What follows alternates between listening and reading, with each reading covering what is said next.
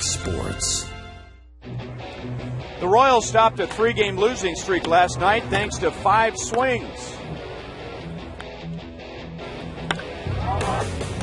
And thanks to 4 pitchers. So last night, 5 plus 4 equaled 1 win. Game 3 with the Angels is next on Fox Sports Kansas City.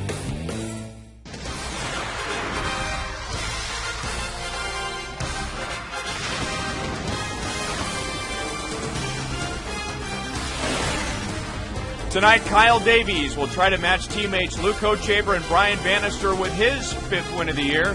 Bannister's coming last night as the Royals have evened a 4-game series with the Angels at 1 win apiece. Hi, everyone, and welcome back to the ballpark with Royals Hall of Famer Frank White.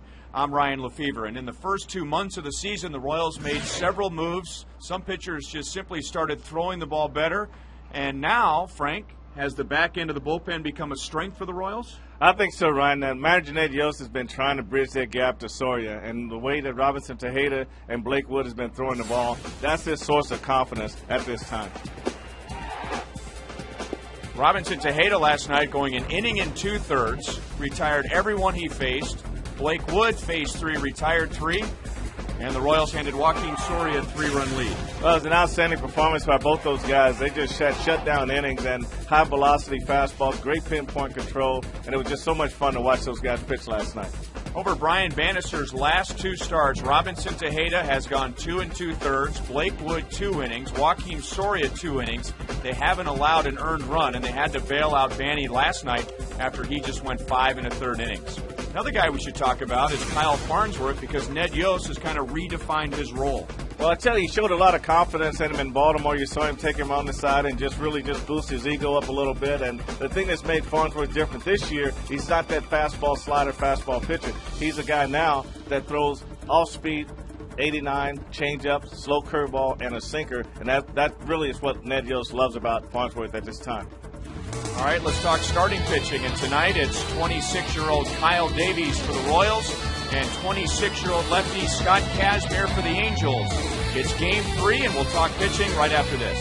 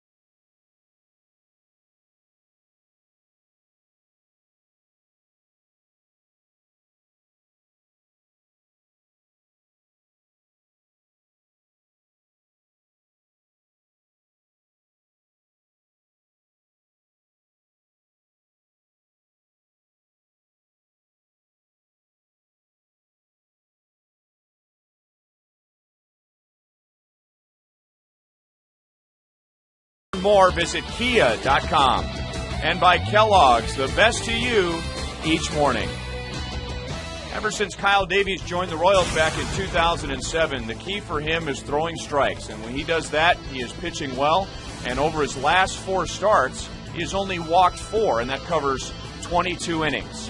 That gets us to tonight's Kia report on Kyle as he faces the Angels. I think the addition of the cutter is really what helped Kyle Davis get it done.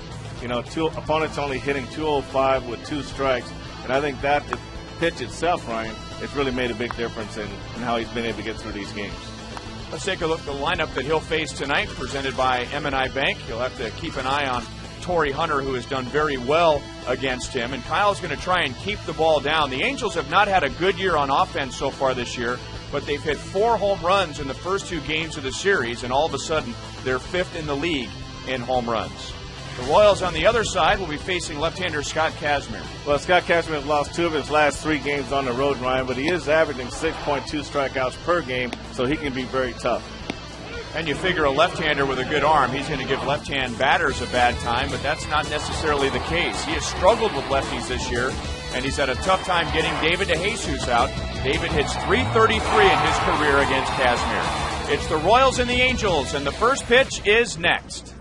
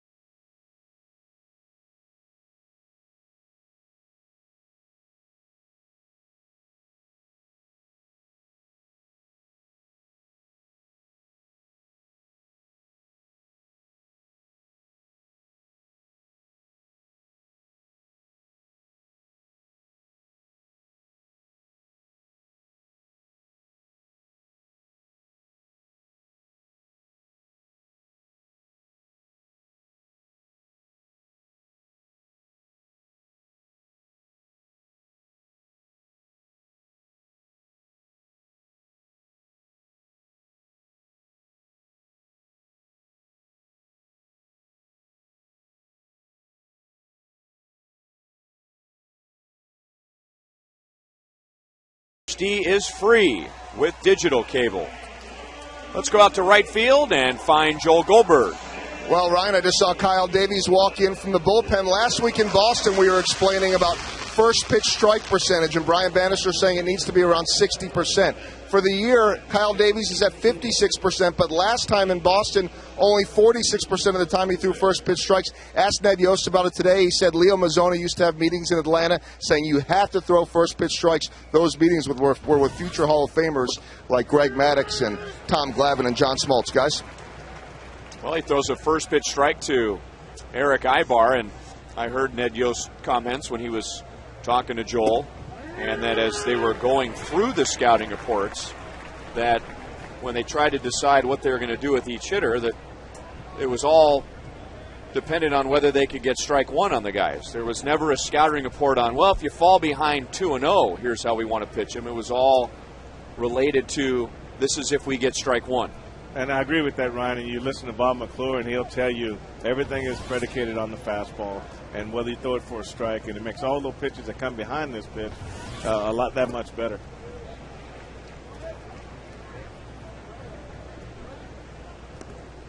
One ball, two strikes on Maicer Izturis. So Eric Ibar, who was just 1 for 8 in the first 2 games of the series, is out. And Izturis slides from third base over to short. He has 2 home runs in the first 2 games of the series. 2 balls, 2 strikes.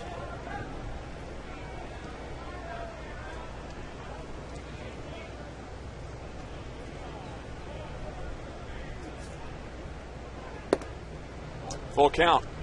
Kyle going just 5 innings on Friday at Boston and gave up 5 runs, 7 hits, but the Royals gave him great run support and won that game 12-5. And Kyle winning his 4th of the year. So he was ahead, no balls, 2 strikes, and lets Izturis get away with a leadoff walk. 76 degrees at Kauffman Stadium. We started a minute early at 7:09. Time and temp brought to you by The Parking Spot. Easy to spot, easy to park. The Parking Spot at KCI.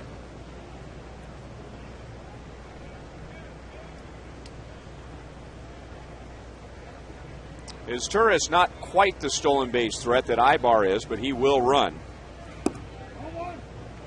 So a completely different top of the batting order tonight with Izturis leading off and Howie Kendrick, who batted 8th in the first 2 games. 3 hits, a walk, 3 runs driven in, so Mike Scioscia moves him up to number 2. Not bad number 2, the way he can hit the ball to the right side. That's a pretty good move there. And Howie Kendrick does make contact. It gives him a guy that can hit the ball that way to right field. You got a guy you can hit and run with also.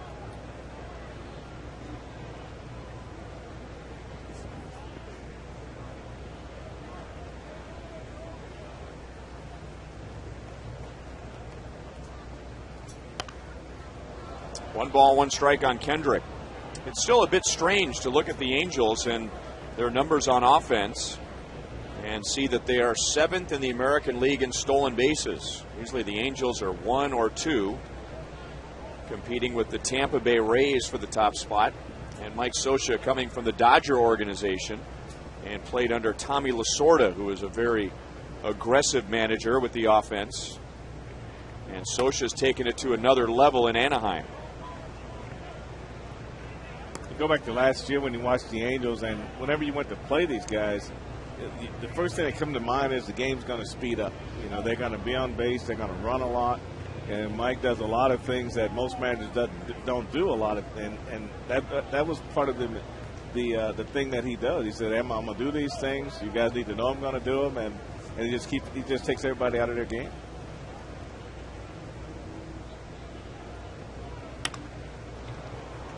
Right field, slicing back to DeJesus, 1 down in the first inning.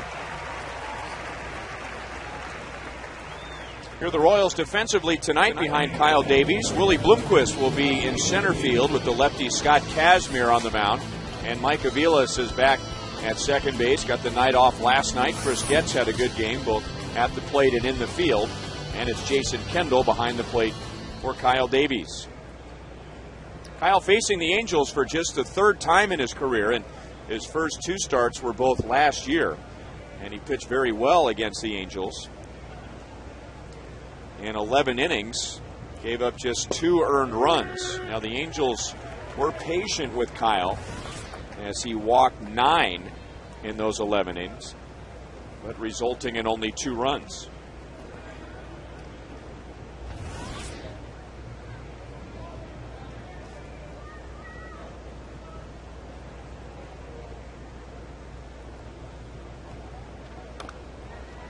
No balls, 2 strikes on Bobby Abreu. Something we spent a lot of time talking about on Monday afternoon in the first game of the series was the loss of Kendry Morales in the middle of the Angels' order.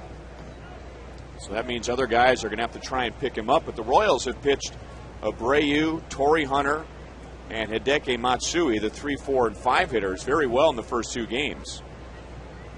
None of those three hitters have driven in a run yet. As Turris thought about it, almost went halfway between first and second, but he will hold. Just a great block by Jason. Not only did he make a great block, he was able to get up and pounce on this ball quickly. And as Turris had taken 2 or 3 steps towards second, but thought better of it.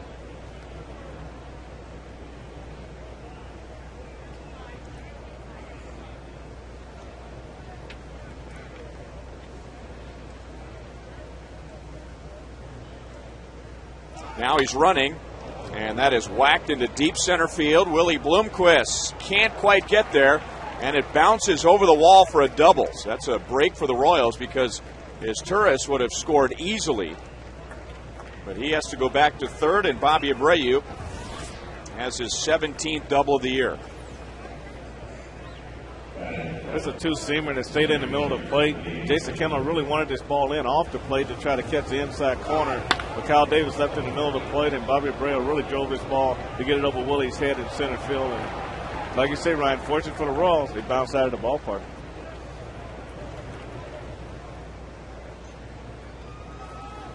Ball hitting the concrete wall behind the padded wall. So second and third for Torrey Hunter.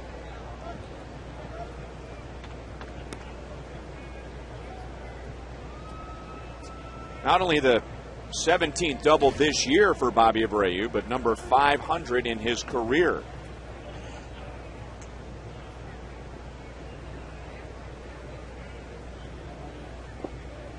Blocked by Kendall, 1 ball, 1 strike.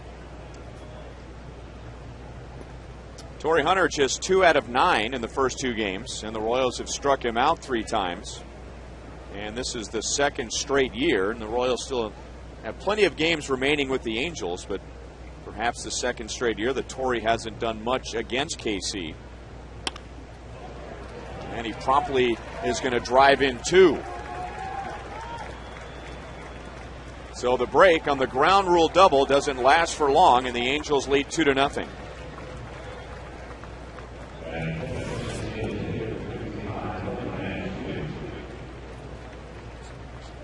I mean, to go back and look at this pitch really started to move in on Torrey. I mean, he did a good job opening up quickly, but the major thing is keeping this ball fair as it was running in on him, and it jammed him a little bit. He just hit it in a good spot down the left field line. But not really a bad pitch as Turris and Abreu come around to score.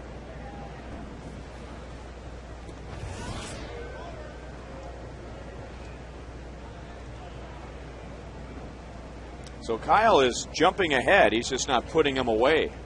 He was ahead of his Turris 0-2, who walked. He was ahead of Abreu 1-2, who doubled. And 0-1 to Torrey Hunter, who drives in 2. And now Matsui goes back into center field. Hunter is going to go first to third.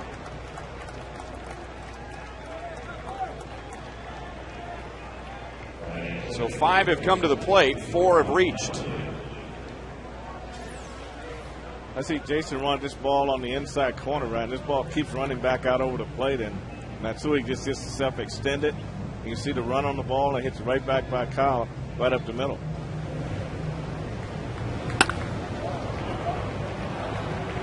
You can see Torrey Hunter, he just didn't hesitate at all. He just goes right from first to third.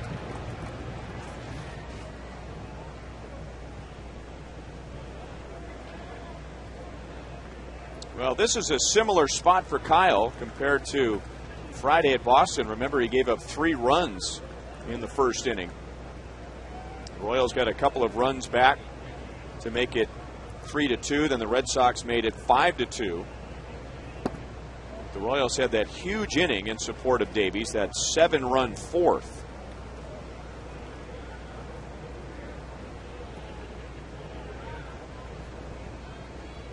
Mike Napoli, 3 hits, including a home run in the first 2 games, and he has driven in 3. Kyle falls behind 2 balls and no strikes.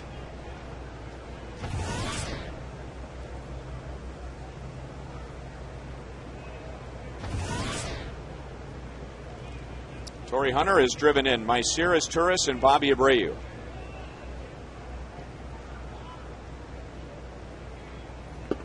And now 3 balls, no strikes.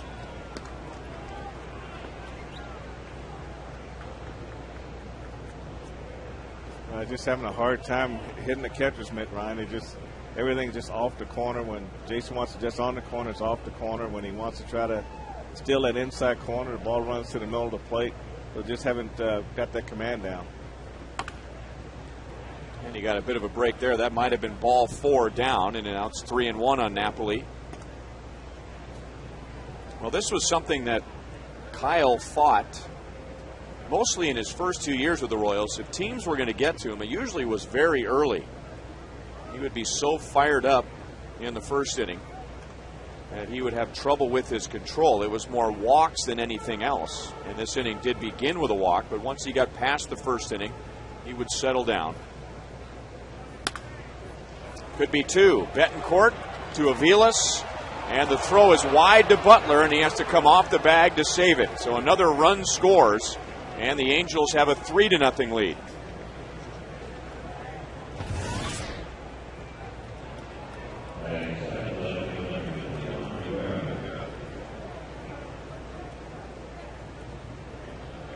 Now this play had all the makings, Ryan, of a double play, a 6-4-3. Betancourt gets Aviles, a great throw here, and Aviles just hooks the ball to the right side of Billy Butler. I mean, just threw right across his body. You know, you got to get your hips open and throw that ball right down the line. You got to take that step toward first base. Once you plant that right foot, if you don't get that weight shift coming back to first base, then that you can't throw this ball flat-footed. Now, Frank, could that be a case of just not recognizing the situation? Because it looked like he rushed his throw, but he had Hideki Matsui running his way, not Eric Ibar. A real hard ball to shortstop, too, Ryan. And he had plenty of time. It's just a matter of just staying in rhythm and just – but if you don't get that weight shifted back toward first base, it's hard to get that ball down the line, because what happens is he opens up, now he drops his arm, too. And then you're either going to run that ball back down the line toward the runner, or you're going to hold on to it too long and jerk it to the other side. And that's what happened on that play. I mean, Eddie Rodriguez today, that's all they worked on. They had all the infielders out there turning double plays, had the machine set up at third, working on their footwork. But, you know, in getting the game, you just got to remember. And, you know, like I say, retention is a big part of this game, and you just got to keep doing it and repeating it until finally it's second nature to you. So Davies allows 3 runs in the first inning in a second straight start. 2-1 on Juan Rivera. And a changeup that stayed up is fouled away.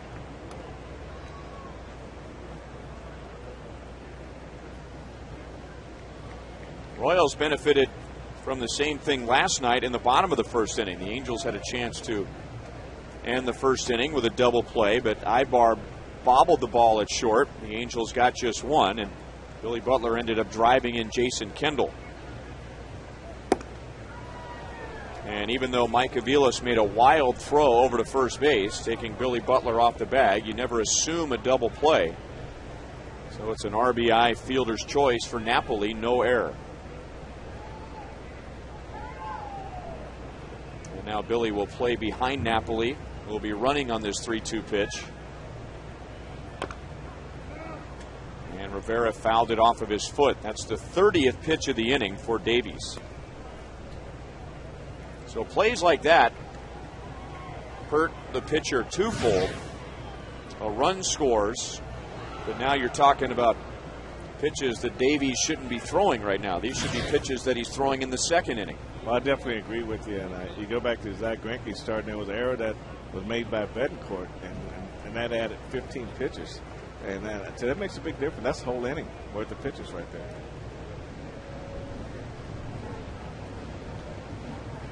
He took that off the front foot. He already has a shin guard, so he's been banging up that left leg all year. Oh, that's right off the big toe. I mean, wow. A lot of times when those hit you, Ryan, you don't feel it right away. It just sort of jumps on you about a second later. After a while, it calms down. It takes a little while. The worst one is when you hit right on flat on top of your feet and all your toes feel like they're swollen up at the same time.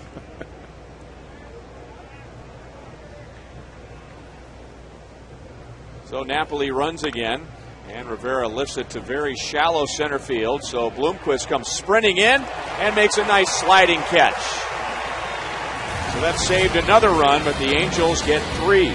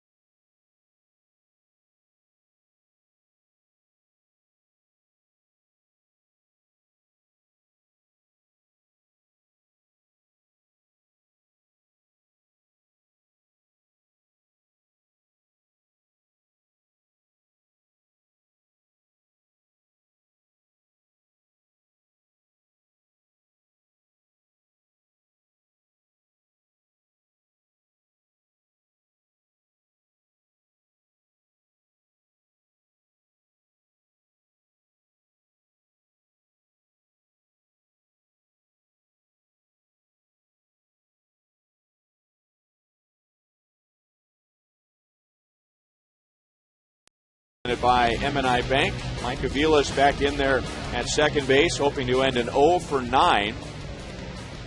Willie Bloomquist will bat 8th. He is in center field. So Mitch Meyer has the night off as the Royals face a left-hand pitcher tonight. 26-year-old Scott Kazmir. Here's the Kia report. Not a lot's going well for Kazmir right now. Left-handed hitters hitting over 500 against him, and you look at that last line there, opponents hitting 370 with no out. So he's got to turn things around for himself with a 1-4 record in his last 5 starts. So that's a lot of leadoff men on. That's just the batting average. We don't know what the on-base percentage is with nobody out. And Kazmir carrying a 6.34 ERA into the game tonight. And you'll see a left-hand batter right away. 2 hits and 8 at-bats for Pasednik in the first 2 games. He has scored a run.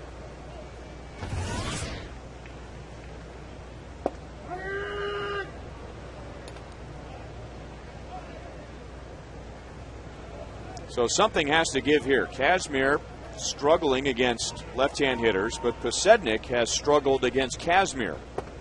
Of course, that could be the old Scott Kazmir, like the guy in 2007 who led the American League in strikeouts, but since then has had trouble finding the slider, which was one of the most devastating pitches in the American League, and has taken away some of the advantage for him against left-hand hitters. Strikeouts went way down in 2008 and 2009 after leading the league, and Pasednik works a full count.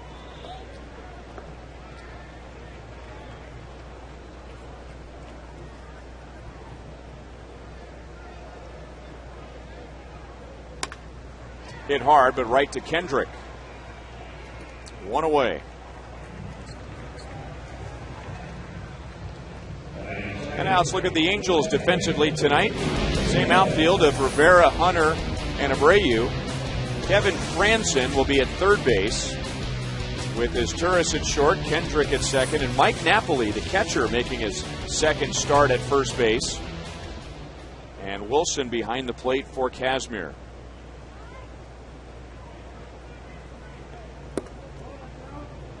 Ball 1 to Mike Aviles, 0 for his last 9. He was 0 for 4 in this series in game 1 on Monday with a couple of strikeouts. And Ned Yost explaining his lineup moves before the game yesterday, trying to get Chris Getz in there and thinking that Mike needed a break, and said that Aviles may have been suffering from green wall fever, which is not something the doctor is going to diagnose you with or have medication for. He's referring to The Royals playing at Fenway Park, and a right-hand batter looking at that short left field wall and trying to hook everything at or over the wall. Well, we noticed him opening up quite a bit in anticipation of a pitch inside that he could hit off that wall. And even on the changeup away, he was able to get out and just hook it back to left field. So that was definitely in his mind. It's just pulling the ball a little bit more. And he's not the only one that's had that happen to him. I've had that happen to me before. I mean, we know that wall is only 310 feet away. We know it's 37 feet high, but as Ned was saying, when you're actually in the batter's box, it looks like it's about 200 feet away, just an easy target, and will pull a lot of hitters out of their normal approach, and usually not for the good. A strike to David DeJesus.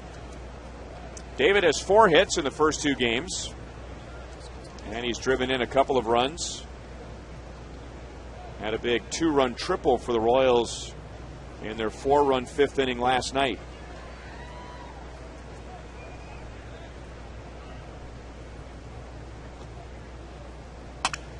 Broke his bat, but he'll trade that for a base hit. And Aviles, for a second, was slowing down. Then it looked like he was going to accelerate and go to third, but thought twice about it. The Royals have runners at first and second. Well, this is one of those balls here, and David actually breaks his bat on this ball and didn't really hit it this well. And so if you're at first base and you're thinking first and third right away, you get a good jump right away. You can go first and third. But you just kind of see the split screen here. There's a little hesitation right there, and that cost him that advantage that he would have had going to first and third.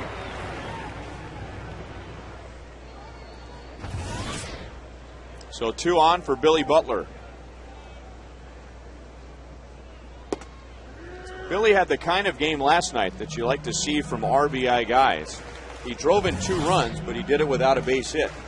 He wasn't getting any hits, but still found a way to get runners to home plate. The guys that drive and runs don't always have to get hits. They got sac flies, they got ground ball to second, ground ball to short, and you can always help yourself. You can drive and run without the benefit of getting a base hit sometimes.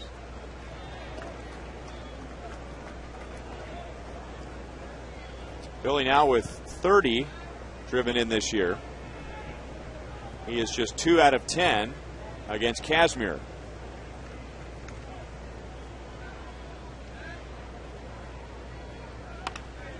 Pulled to third. Tough hop, but Turris handles it. Out at second, and the Angels turn a 5-4-3 double play to end the inning. Up in the booth.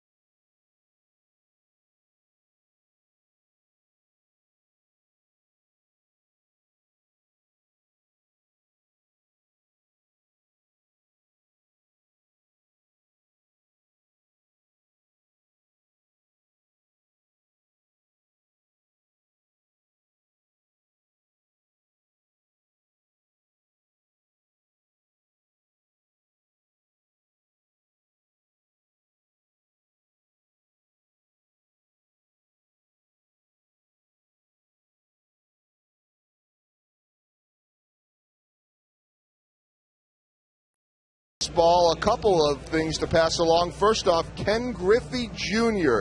announcing today that he is retiring effective immediately from baseball, 630 career home runs. And so Ken Griffey Jr., one of the greats of all time, calling it quits. And then another really interesting note, guys, as right now Cleveland and Detroit playing. Armando Galarraga, who was so good a couple of years ago, and he struggled last year. He's got a perfect game through 8 innings. He's thrown just 75 pitches. Could we really have 3 perfect games in 1 year? Wow.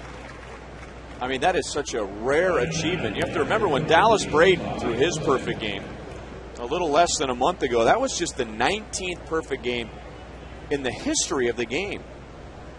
And not only to have 2 in the same year, and I think you have to go back to the 1800s, the last time there were 2 perfect games in the same year, but then to have 2 perfect games in the same month when Roy Halladay threw his against the Marlins, and now Galarraga 3 outs away.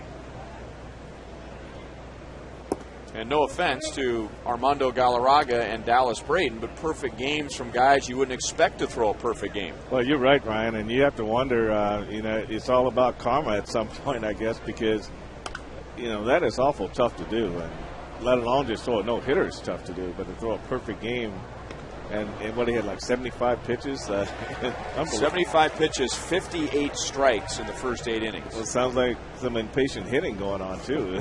The guys are chasing everything.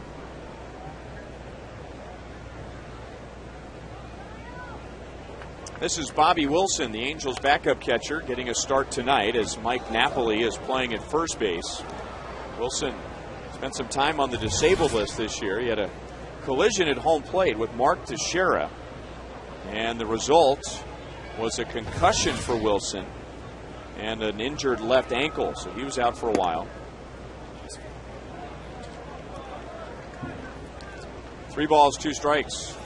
He took a shot at his own radio booth with the last foul ball. That is Jose Mota on the right, who played for the Royals briefly, and Terry Smith on the left. And Darren Chan is the Don Free of the Angels radio network in the back row. He's marking where that foul ball was. 2 down in the second inning. Jeffrey Flanagan has a new piece up at FoxSportsKansasCity.com. He describes Mitch Meyer's popularity in the clubhouse and shares where he might fit into the team's future plans. You can see it now at FoxSportsKansasCity.com.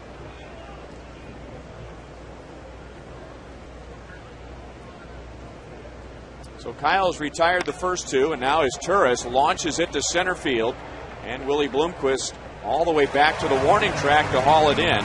After giving up 3 in the first, Davies has a scoreless second.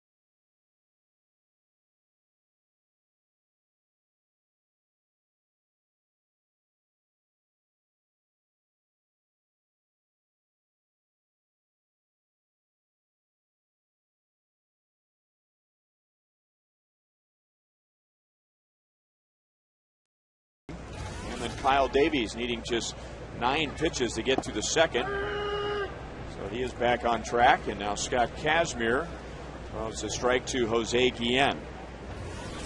Jose hit his 12th home run of the season late in last night's game in the bottom of the 8th, giving the Royals an insurance run in a 6-3 win. 2 games ago, Jose put an end to an 0 for 15, so he really needed that home run. He'll be followed by Alberto Callaspo and Yuniesky Betancourt.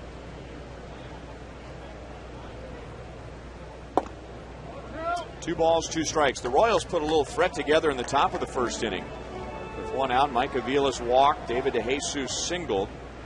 So first and second, 1 out with Billy Butler up there, but Casimir got Butler to ground into a double play. So the Angels turned their double play in the bottom of the first. The Royals did not turn theirs in the top of the first. And that cost the Royals the 3rd run of that 3-run first inning.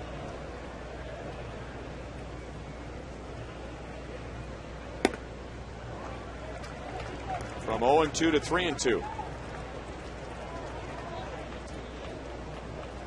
I think that when you get ahead like that 0-2, I think you're just trying to make too good of pitches. You know, it's okay on the 0-2 pitch, but you got to make something happen at 2-2. You don't want to go 3-2.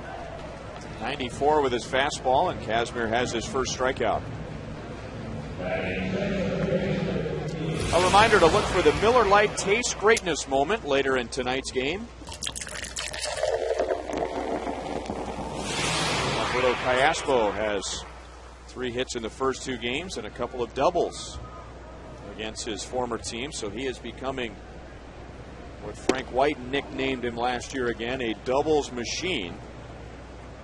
He has the Royals lead with 16, and that's the 6th most in the American League.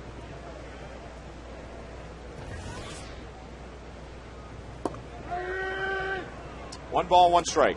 He just got that nice short swing, and you know, it's amazing how, with a little maturity, how his power has come around. And he's hit, you know, from the right side he's shown power, and the left side he's really shown power from the left side. But the first year he was more like a singles guy, just right-handed. He would just hit little soft liners over second base, and he comes back last year, and all of a sudden he got more bat speed, a lot more knowledge of what he needs to do at the plate, and he gets his pitch. He doesn't swing on a lot of bad pitches. Very balanced from both sides of the plate. In fact, last year he was better as a right-hand batter, and it's interesting watching guys who switch hit, and they've been doing it for a while. They get so many more at-bats on the left side that they begin to lose their original side, but not Alberto. He's still a threat from this side of the plate, and he'll take a walk with 1 out, and now Casimir has walked 2.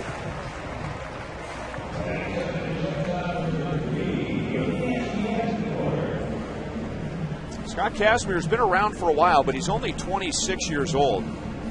He was the Mets' first-round pick back in 2002.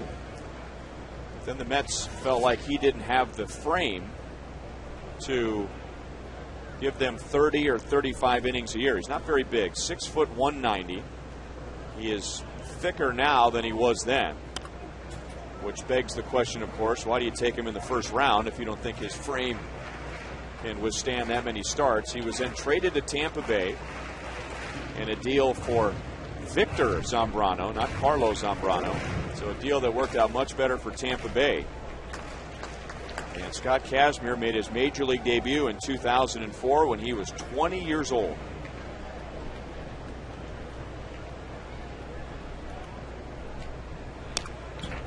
Pretty good swing from Betancourt, but he's down, no balls, 2 strikes.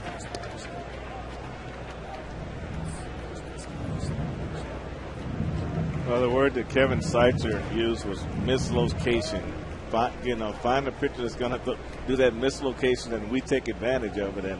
And right now, in Yuniesky Betancourt's case, he fouled it off. I mean, you 0-2 and you get a pitch that good to hit, and you foul it off, you can kick yourself at that point. There's the hard slider inside. Well, even against the best, you're usually going to get 1 hittable pitch every at bat, right? At least 1. You just got to hit it.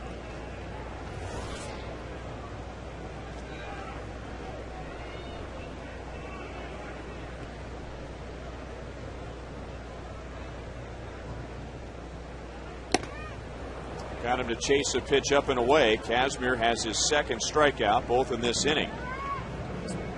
2 down. Yeah, this is just a guess pitch here. He had no chance on this fastball. I mean, like he made his mind if he's going to swing at any fastball, and he just chased it right off the plate. But the only good thing about the good pitchers, Ryan, when you talk about getting that one good pitch to hit, the thing that good pitchers do, the guys that win all the time, is they always throw it when you're not looking for it. You know, you always seem to be looking for something, and you get something else when you face those guys. Ball 1 to Willie Bloomquist, who gets to start in center field tonight with Kazmir on the mound. So Mitch Meyer getting a break against the lefty, although Mitch has handled lefties just fine this year. But an opportunity to get Willie in the game. 2 balls, no strikes, and Willie has already had an impact in the game. It was in the first. He's always on the ground making great plays, and against Juan Rivera, he comes in and makes a nice sliding catch to really save another run for the Royals. I mean, his defense in the outfield, he can go days and not play. But he goes out there and always seems to make a great play. Defensive play of the game brought to you by the Home Depot, doing more on defense.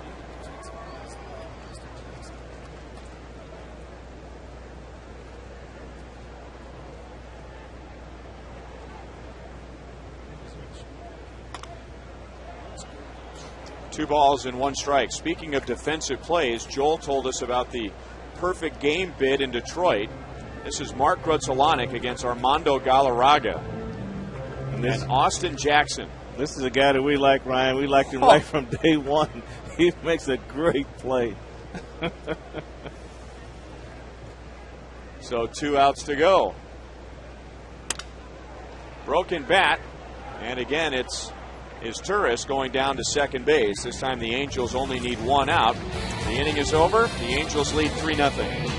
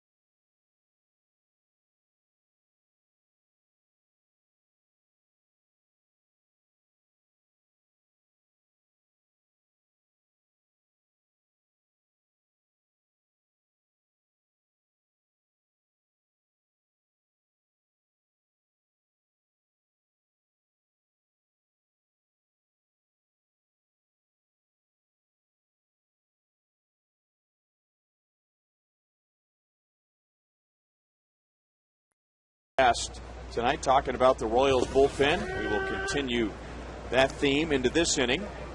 Who has been the biggest bullpen surprise lately?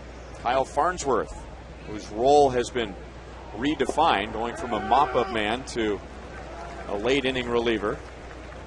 Robinson Tejeda, late-inning reliever when the games count. Robinson Tejeda, 1 earned run in the last 13 games, or the rookie Blake Wood, whose ERA is well below 1. Text 432-432, enter keyword Royals, a space, and then A, B, or C. Standard text rates apply. That's a good you call it. In some ways, in many ways, All three are big surprises. Howie Kendrick out on a fly ball to right in the first inning. The Angels getting all three runs in the first. And that inning began with a leadoff walk after Kyle Davies was ahead, no balls, 2 strikes on his Turris. He reached, Bobby Abreu doubled, Torrey Hunter singled home 2, and Mike Napoli got a run home with a ground ball. And now Kendrick gets a pitch up and drives it to left field, but right at Scott Pasednik. Well, what's going on with that perfect game bid in Detroit? Let's go to Joel. Well, 8 2/3 perfect innings. You saw the first out, then there was a second out, a ground out, and here it is, the shot at the perfect game off the bat of Jason Donald. The play, Jim Joyce says safe. And after further review on the instant replay, he was out. Oh, man. Jim Joyce deciding the perfect game. Miguel Cabrera actually had his arms in the air to start celebrating and then said, what? Bang, bang play. There it is. A bang, bang play at first. And the perfect game is over at 8 2/3. Jim Joyce, the deciding factor. Oh, gosh.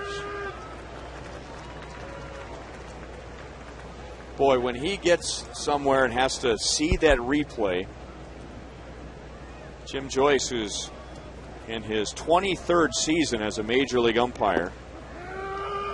Oh, man. Well, there will be cries for instant replay to be expanded. It looked like for a moment there that he was ready to ring him up. He was getting ready to say out and then said safe. 2 down in the third inning as Bobby Abreu flies out to right.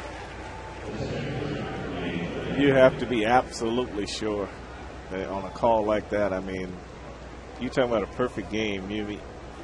If you're going to err, you'd probably be better off to err the other way.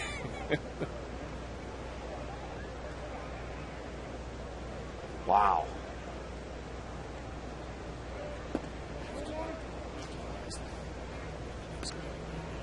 One ball, no strikes on Torrey Hunter.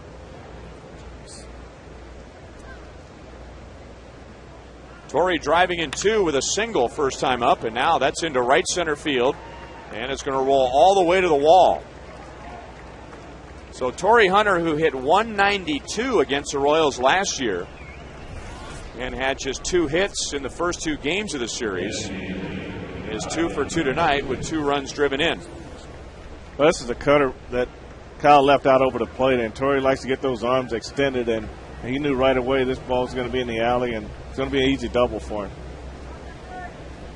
But again, it's all about location with Kyle at this point, right?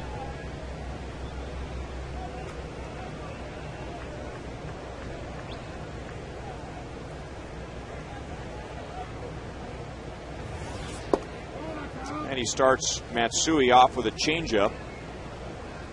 Matsui singled in the first inning. The Angels with 3 runs on 3 hits. There was also a walk. And Kyle retired all 3 in the second inning and the first 2 in this inning. Back with a changeup again. And the count is 1-1.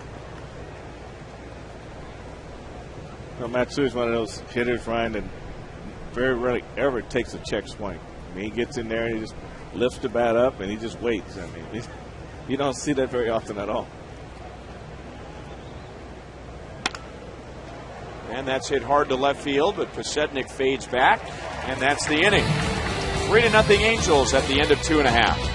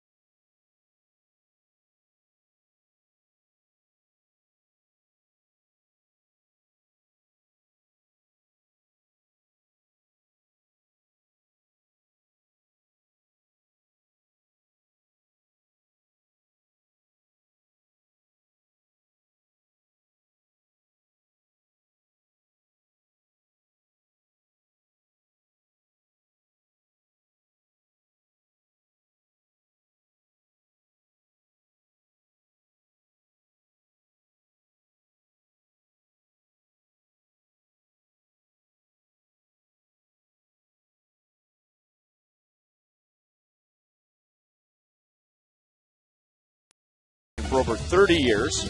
As a teacher and principal, she has worked with many underprivileged and special needs children. Working with violent, angry, or depressed kids, Kate has an uncanny ability to connect with her students, and she's enjoying the game from the Buck O'Neill Legacy seat at tonight's game.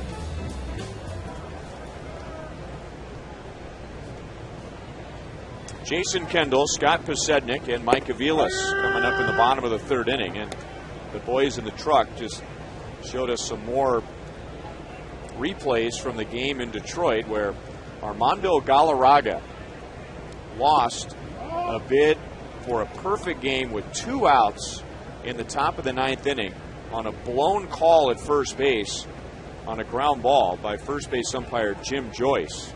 Now, it was a very close play, and in super slow-mo as Kendall leads off the third inning with a single. In super slow-mo, it's pretty obvious that he was safe. Of course, it's much faster than that to the naked eye. But Jim Joyce, and Frank knows better than I do, and I asked you between innings, you wouldn't want that to happen to anyone, but especially Jim Joyce, because he's one of the good guys as far as the umpires go, right? Yeah, he's got a lot of patience, and he'll let you say what you need to say and listen, and that's the big thing he does best. And he's been around a long time, like about 23 years now, and so he knows the routine. Through the left side. So 2 on, nobody out. Scott Posednik is 1 for 2.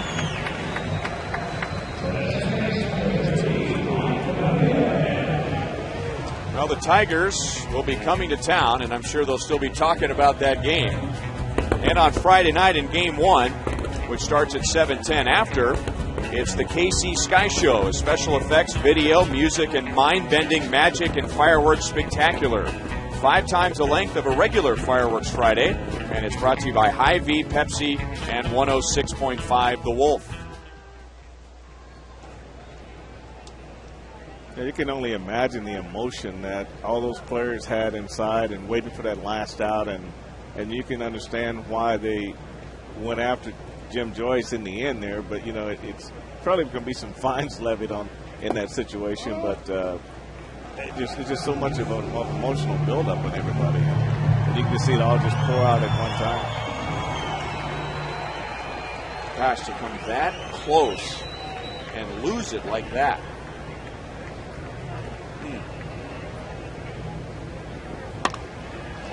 To second base, and the Angels turn another double play. And Mike Napoli, normally a catcher who's filling in at first base, made a nice dig.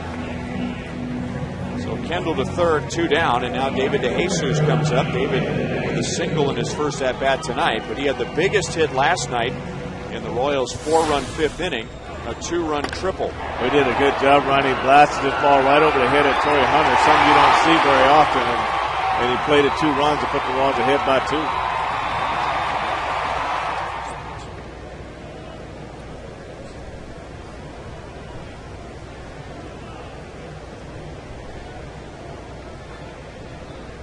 So David continues to hit well against Kazmir.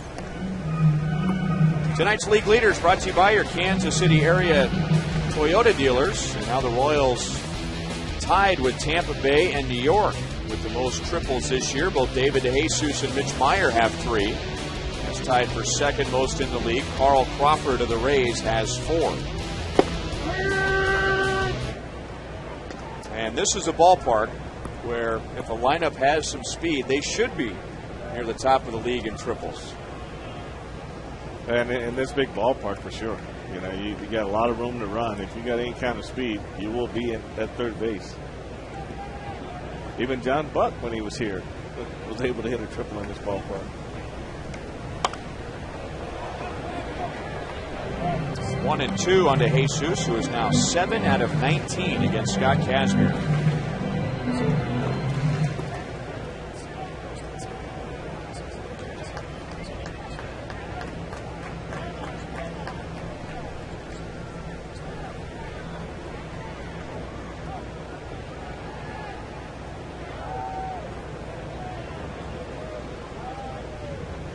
Kendall at third with 2 down. Look out.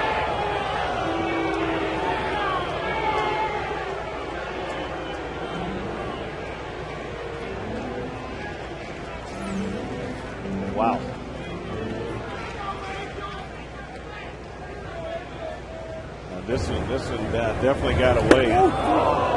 You know, the good thing about, you know, the head is really, Ryan, when you think about it, the head is the hardest part of the body to get hit because you move it the easiest. You just have to see the ball. What David did well there is he turned his head away from the pitch and he went down, and that's how you avoid that pitch is high and in.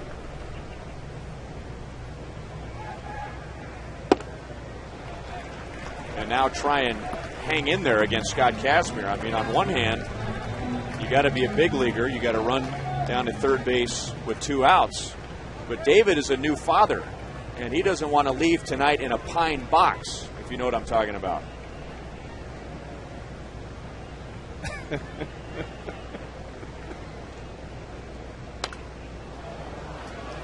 But the good ones are able to put that behind him and know that that's also a major league pitcher out there that made a mistake, and there are very few guys who are going to miss that badly in back-to-back pitches. Well, that's true, and you know, a part of it is pitching. You know, it was a pitch that was supposed to be inside, not that high inside, but you know, it's also part of the hitter's job to get out of the way because you can't control every pitch that goes to home plate. And he goes back into center field for a hit. So he's 2 for 2. He drives in Kendall. It's a 3-1 game, and now DeJesus is 8 for 20 against Scott Kazmir.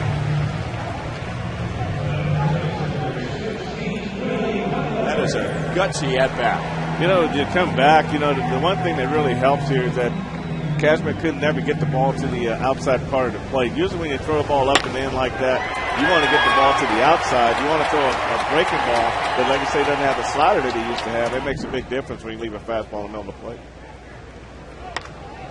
And now Billy gets under it. Right center field. Hunter and Abreu. Torrey Hunter makes the play. David DeJesus drives in a run with 2 outs.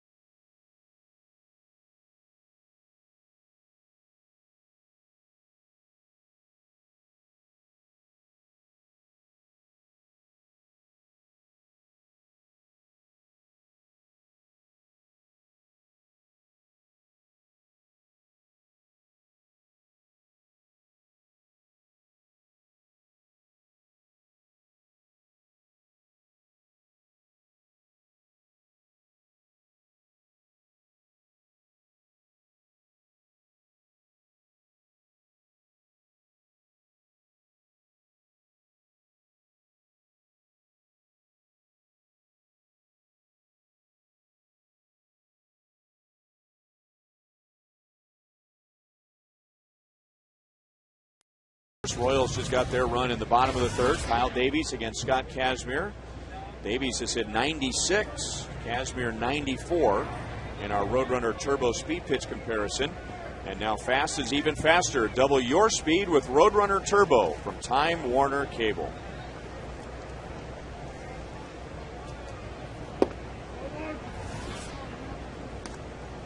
Ball 1 to Mike Napoli, who I'm sure thought he had grounded into an inning-ending double play in the top of the first inning.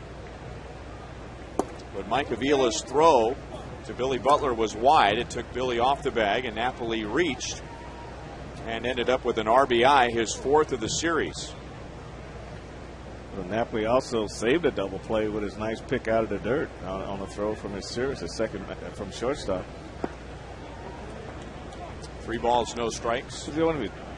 You go from behind the plate where you're used to blocking balls, and then you go to first base, you got to learn how to pick balls. It's a big difference. That's a good point, because catchers are not taught to pick the ball. They're taught to use their body. But if Napoli were to block that throw in the dirt, there would be no double play. No double play.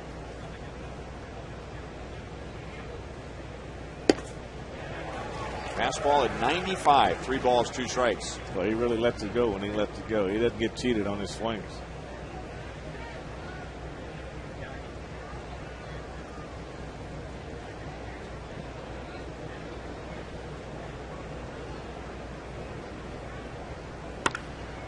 Line to center with a lot of English on it. That ball was sailing and sinking, and Napoli has a leadoff single. And we've said it before, sometimes you can hit the ball so square that there's no spin at all, and the ball has the same aerodynamics as a knuckleball. Well, you get it down toward the end. He threw a 95 mile an hour, 94 mile an hour fastball by him the pitch before, and then he comes back with a cutter at 91, hits around the end of the bat and gets a base hit out of it.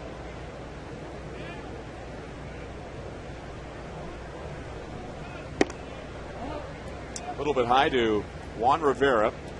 Flied out to Willie Bloomquist in the first inning. Willie making a nice sliding play, coming in from center, saving a run.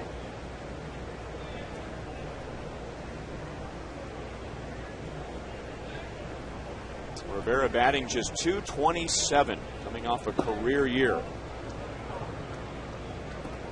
2 balls and no strikes. Yeah, it looked like Kyle Davis really wanted that pitch.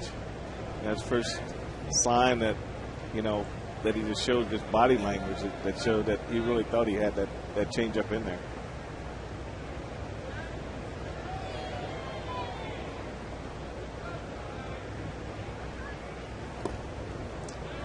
Blocked by Kendall.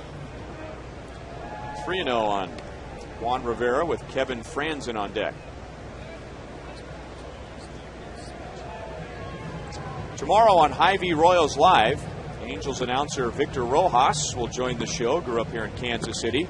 And he'll talk about his father, Royals Hall of Famer Cookie Rojas. So tune into Fox Sports Kansas City at 12:30 for the interview and more as the Royals take on the Angels. Final game of the series. There's Victor calling the game on Angels TV with Royals Hall of Famer Mark Gubicza.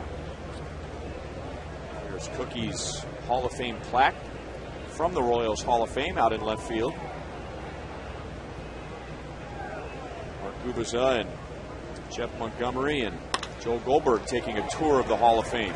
Rivera gets the green light on 3-0, and he's going to drive in a run. Posednik tried to do everything he could to keep that ball off the warning track and keep Napoli at third base. But Rivera has an RBI double, and the Angels lead 4-1.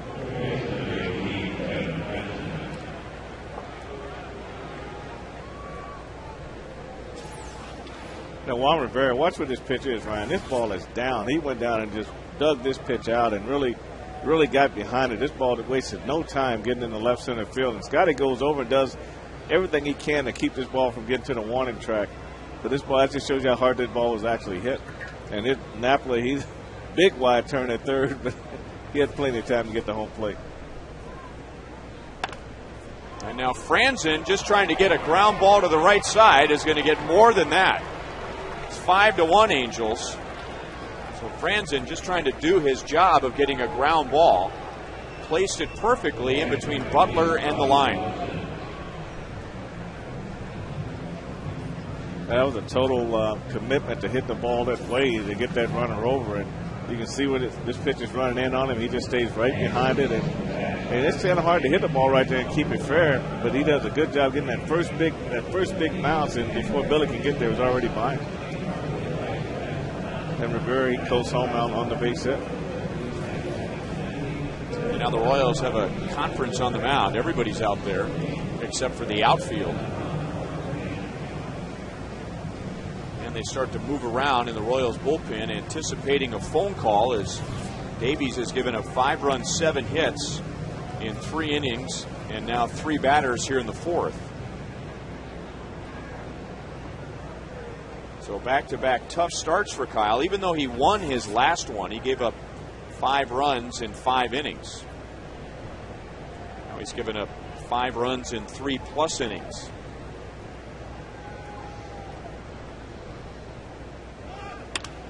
And the Angels are running. Franson took off, but Bobby Wilson couldn't get it on the ground, so that's out number 1.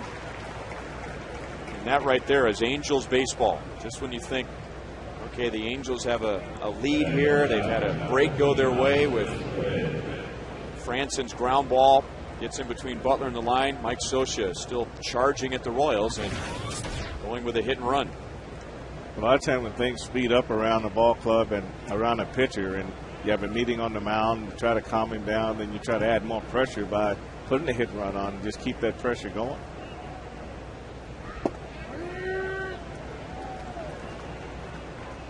Myceris Turris might have the key plate appearance of the game. He hasn't driven in a run. He doesn't have a hit. But Kyle Davies is making a more concerted effort this year of jumping ahead of the hitters, and Joel was talking about that before the first pitch. Kyle did just that. He was 0-2 on his Turris, so it looked like a good start for the Royals and for Davies. But his Turris ended up drawing a walk, and that was the beginning of a 3-run first inning.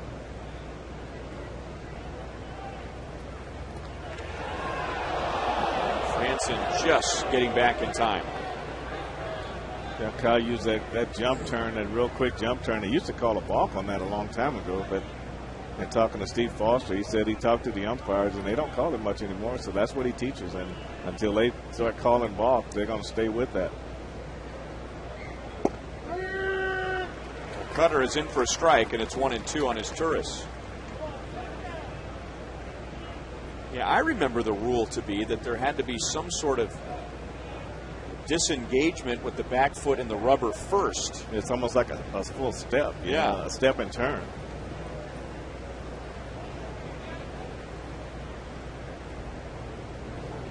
That was one of those, as the ball's in the dirt, Kendall's throw is in time. Second base umpire Brian Runge just wanted to make sure that Aviles hung onto the ball. Franson is furious. So he's claiming that he wasn't tagged out, and Franson isn't going to go anywhere. He's going to stand on second base.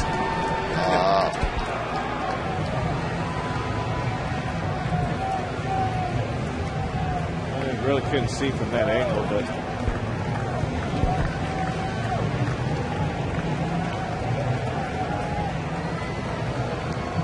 well, there it looked like he missed the helmet.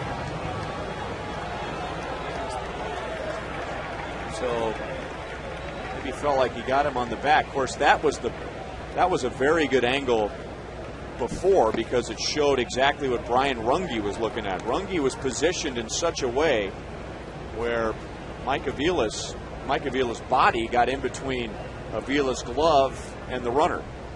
And I'm trying to think back. I think when most of the early years I played, that umpire used to be behind us at second base and not in front of second base, and you can get screened out by the fielder, as you did with Mike Aviles on this play, and it's kind of hard to see behind the guy and you see the tag at the same time.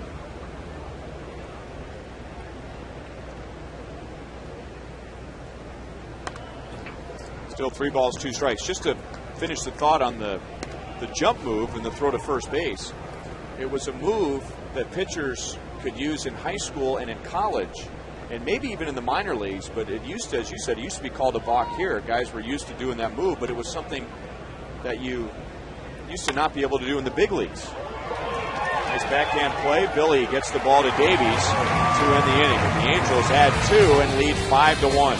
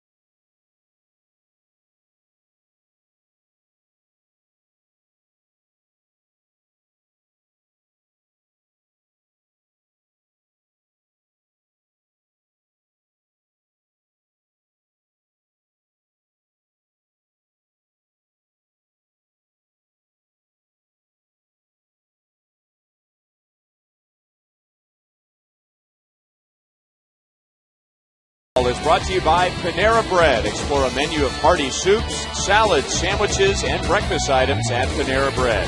And by Thoroughbred Ford. You'll be surprised at how much you get at Thoroughbred Ford. So the Angels by 4, their biggest lead. Reggie Willits is now in left field, replacing Juan Rivera. Rivera fouled the ball off of his big toe his first time up.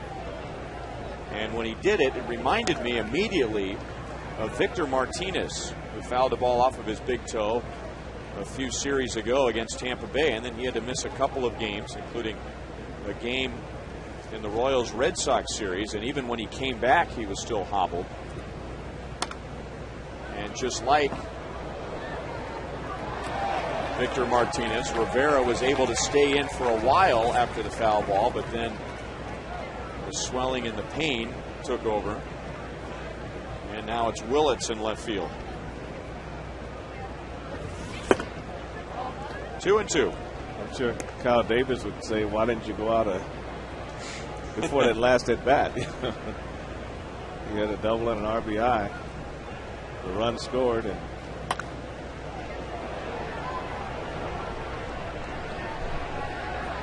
Franzen. Whoa! Didn't make the play. And the fans in the dugout suite got themselves a big souvenir.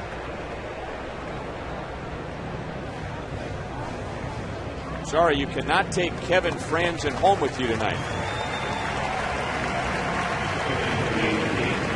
Beware of batted balls, bats, and third baseman. Well, he had his hand on there, but I think it was that jump. It did get the glove on the ball. Just didn't go in there. That guy just had to watch out for his head and flying spikes. Boy, that is some kind of effort. I don't know if it's a smart play or not, but it sure is a great effort.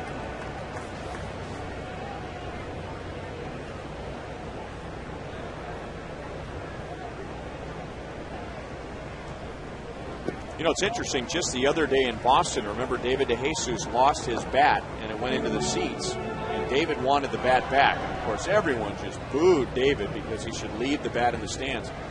Nobody ever boos when you have to return the fielder back to the diamond. Third walk for Kazmir. Not what he wanted to do with a 4-run lead. Coming up on Saturday with the Tigers in town is 6:10 first pitch. You want to get your tickets now and you want to get here early, as the first 20,000 fans will receive a Brett Saberhagen bobblehead presented by Fox Sports Kansas City.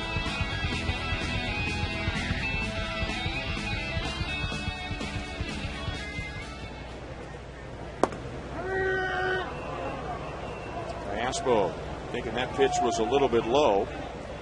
Alberto walked in the second inning.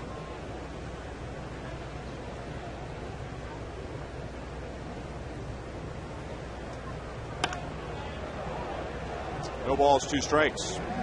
On the other hand, a player falls in on a bunch of fans. It creates a whole new memory for those fans. You know, they'll remember that the rest of their life. I caught a ball player. I didn't get a foul ball, but I did catch a ball player.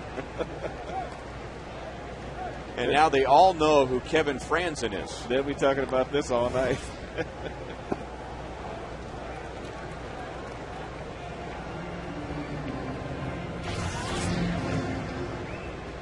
Still reminds me of that play where Jeter went into the seats full speed. Unbelievable. Broke his nose. Yeah, Carlos Pena. Hooked into left field. Willits has outstanding speed, so that's an easy play for him. 1 down. And Jose Guillen is back to first base. Well, when the Tigers are here, we're going to see a young outfielder that the game is talking quite a bit about, Brendan Bosch. And he made a play in Seattle you may have seen on the highlight film, sprinting over from left field and went leaping into the stands, into an empty seat in the left field corner, making a catch.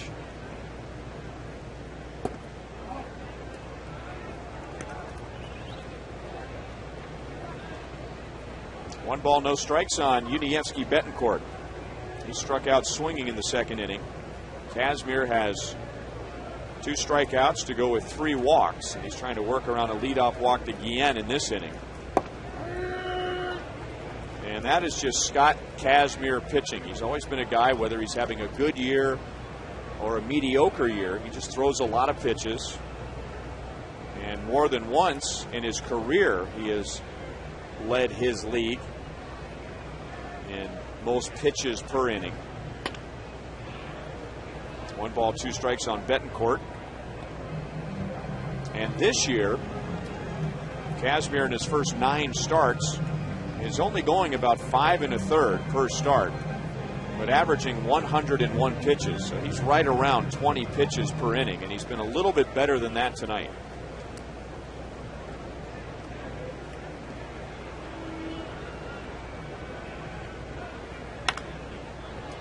Still 1-2.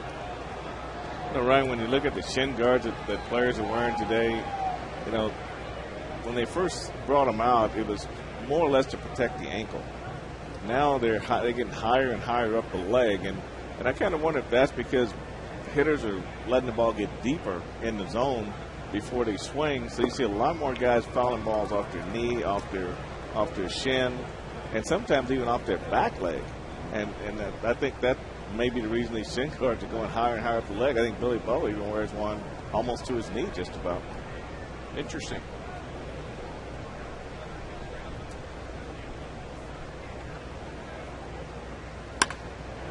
Line to left, but again, Willits is right there. So 2 lineouts to Willits after the leadoff walk, and Guillen is still standing at first base. Had a long talk with Split before the game tonight, and I was asking him about certain pitchers that, as you and I were discussing, they have 4 or 5 pitches. Do they need to have that many pitches? And I asked him, do more guys try and sink and cut the ball than when he played? And he said yes. And he thinks the reason is because since the strike zone is smaller these days, there are fewer places to pitch to within the strike zone. So they have to put it in a smaller strike zone, but now they have to find some sort of advantage. So maybe all the sinkers and the cutters have something to do with the foul balls off the legs and feet. Royals get a leadoff walk, but they're scoreless in the 4th.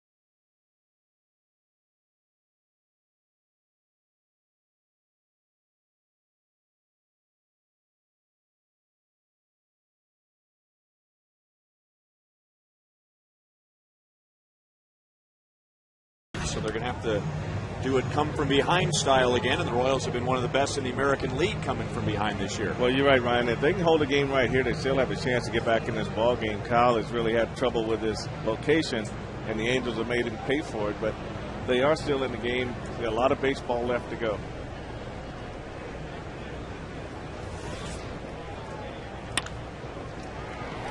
That is the 8th hit for the Angels tonight. And the first for Howie Kendrick. He is 1 for 3.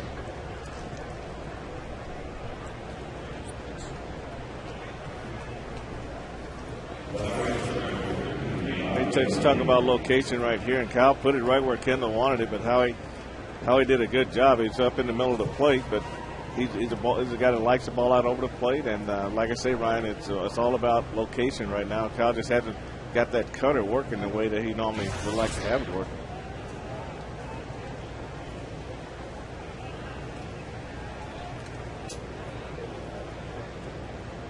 And now all the moving around in the bullpen is going to result in somebody actually standing on the mound. Victor Marte just starting to play catch.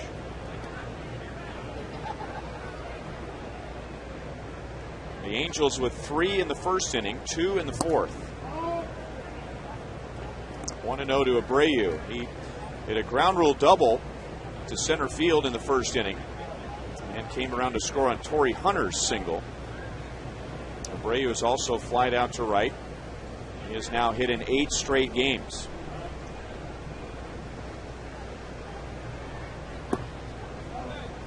Two balls and no strikes.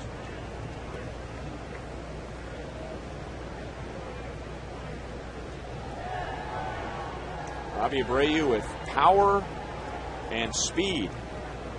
And twice with the Philadelphia Phillies, he had a 30-30 season. At least 30 home runs, 30 stolen bases. 3 balls and no strikes.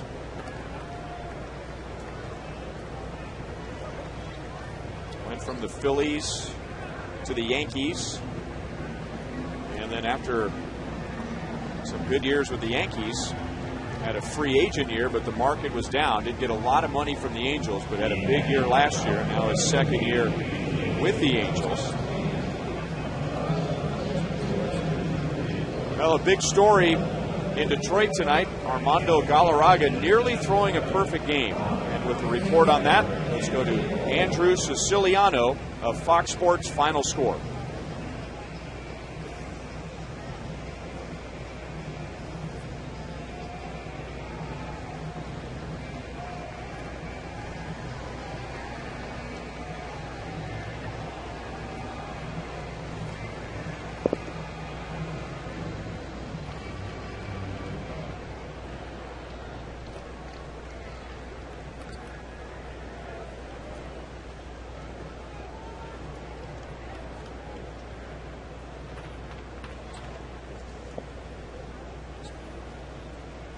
Thank you very much, Andrew. Man, that is something that's going to be talked about for a long, long time. And what nearly happened, not just this game here tonight and the potential perfect game as we take another look at that play. Galarraga clearly had his foot on the bag, so he can call Todd Worrell when he gets home tonight. And then the Angels, or the Tigers rather, just swarming around Jim Joyce. Jim Leland had some words for Jim Joyce, who obviously is finding out right then when Leland is yelling at him that he missed the call. But that was almost 3 perfect games in the span of 1 month. Kyle Davies is out. Victor Marte is in. And our Chevy call to the bullpen. Angels lead 5-1 in the 5th.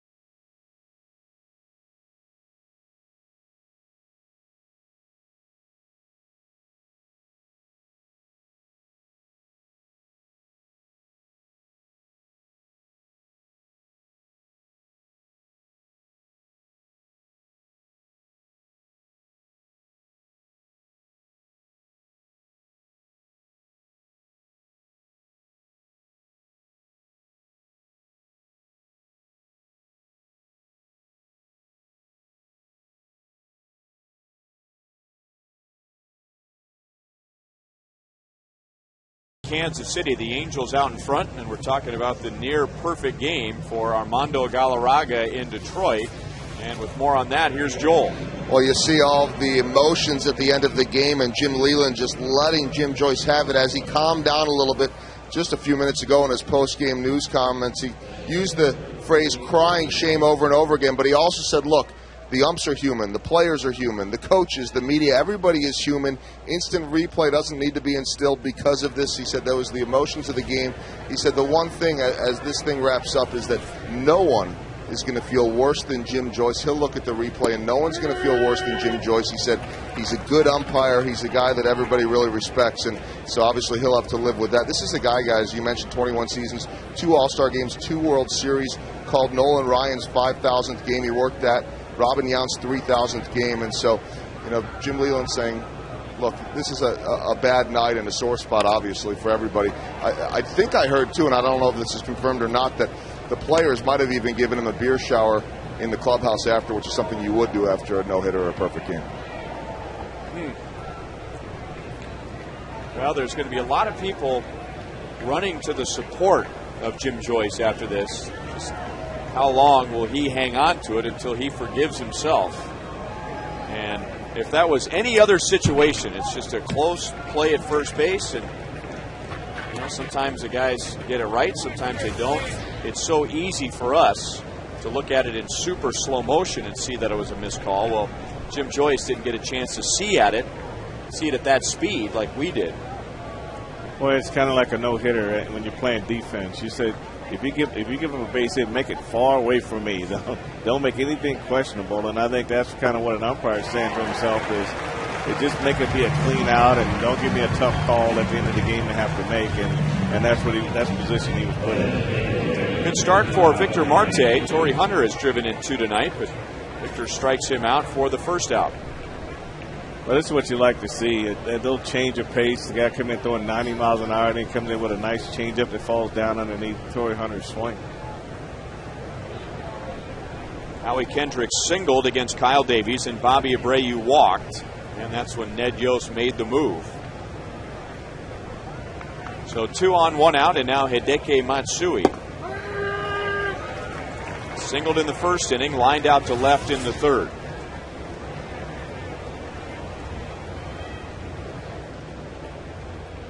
Matsui in his first year with the Angels, and there is still a rather significant Japanese media group that follows him. So not as much, I'm sure, as his first couple of years when he was with the Yankees, when it was more of a novelty at the time. I mean, they still follow his every move.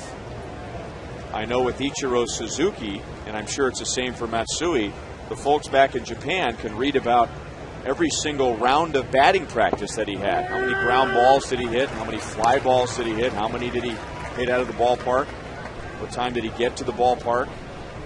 When Suzuki comes out to stretch early, he comes out a lot earlier than the rest of the guys, and he goes down the right field line in Seattle, and they've got cameras and everything watching him go through his stretch routine and everything. Did you see that guy noticing Donnie in the corner of his eye? Through the right side, Howie Kendrick will be waved home. DeJesus is going to play it to third base, and the Royals don't get the out. Alberto Callaspo needed one less hop than he got from David DeJesus. They may have gotten Abreu at third base. The Angels have taken a 6-1 lead. And Matsui drives in his 28th of the year. Well, David does a good job right here. He picked the right guy to try to throw out, and the ball got just down the left field line. But, like I say, Alberto did everything he could to try to get this out. I like when those guys get those balls and dive back in on those runners and try to get that play.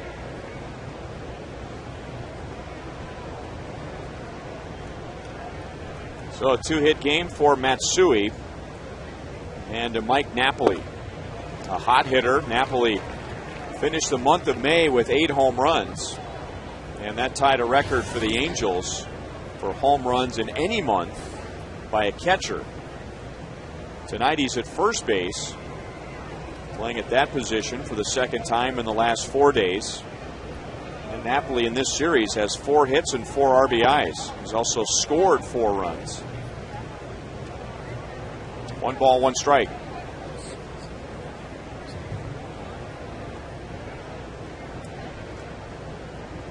Kyle Davies still responsible for Abreu at first or third base. Matsui the responsibility of Marte at first.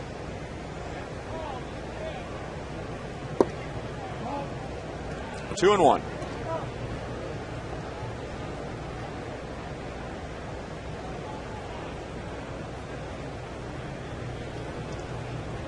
Marte in his first 3 appearances since joining the Royals. Well, 2 this time around. Then he had 1 last month. Had given up 3 runs in 4 2/3 innings and 4 walks. That ball is just scorched up the left field line, but foul.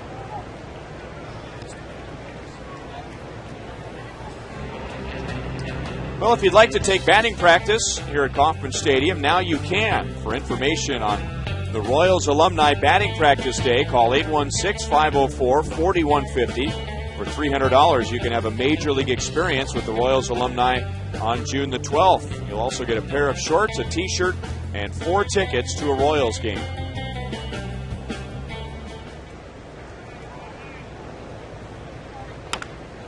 Pulls the curve to third. Out at second base, double play. Angels get 1 and have a 5-run lead to the bottom of the 5th.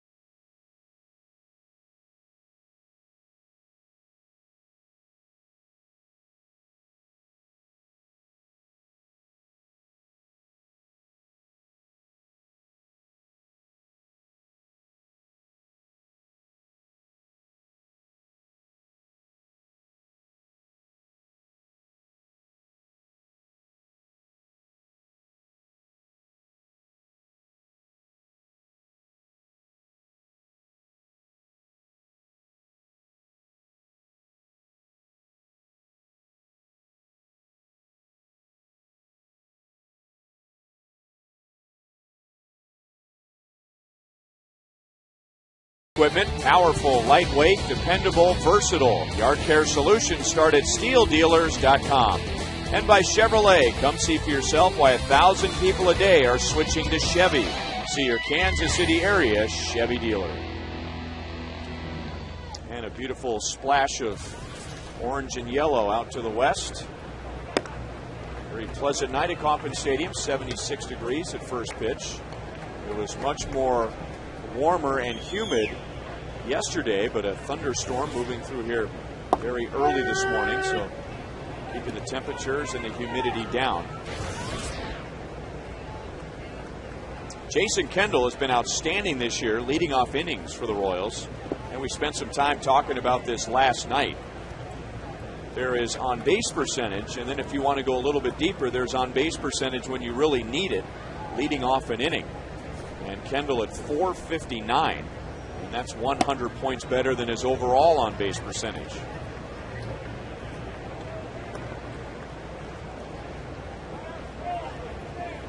Well, Jason has at times let off, and I think that has to go back to not being the prototypical leadoff guy because you don't have the speed to go with it. But he's kind of like David Jesus. He's just got good numbers in the leadoff spot. Well, he's out here in the 5th inning, but back in the 3rd, he led off. with a single and came around to score the Royals' only run. Tonight's AT trivia question. Frank was all over it last night. Let's see how he does tonight. Who holds the Royals' record for consecutive scoreless innings by a relief pitcher? That one doesn't ring a bell right away.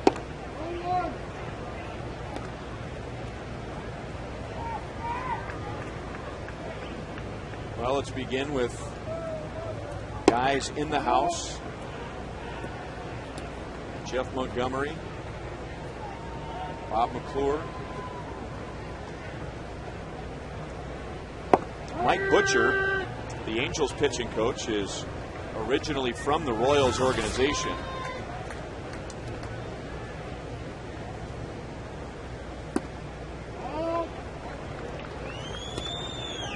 Three balls and one strike on Pusednik.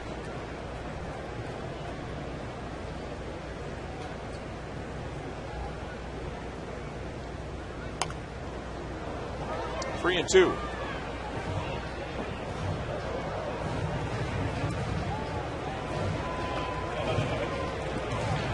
Is it Tony Pena Jr.? Well, you could think of some guys like Quiz maybe. Yeah, but Al Broughton doesn't normally just pick one out of the hat. There's usually some sort of a connection to who's here or the team we're playing or the month. Anybody with the last name of June? Maybe it ended in June.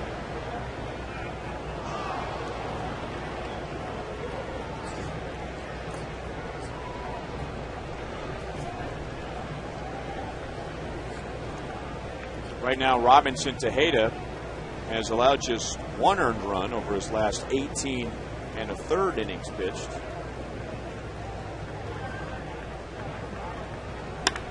Pusednik lines it to center. I tell you, the Royals have 1 run, 4 hits. But that's not a great reflection of how they have swung the bats tonight. They've had several lineouts to the outfield. And Pusednik is 1 for 3. Replay returns with an all-new season. After 11 years, Gatorade reunites 2 high school rivals looking to finally settle the score. Don't miss the documentary premiere June the 20th at 9 p.m. Check your local listings. Mike Aviles has walked and grounded into a double play. You hit those line drives like that, Ryan, and you hit 2 or 3 of them in a ball game, and you come back to the dugout, and you heard players just look at their bat and say, "Dumb bat."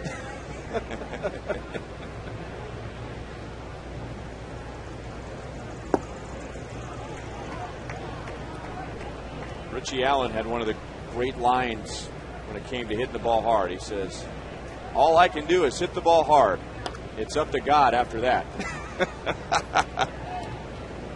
And he hit a lot of them hard.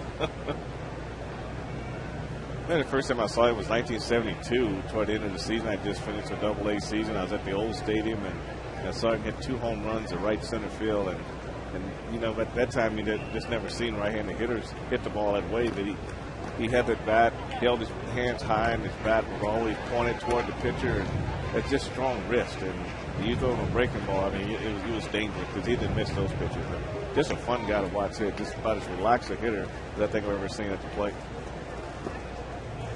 2 balls, 2 strikes on Aviles.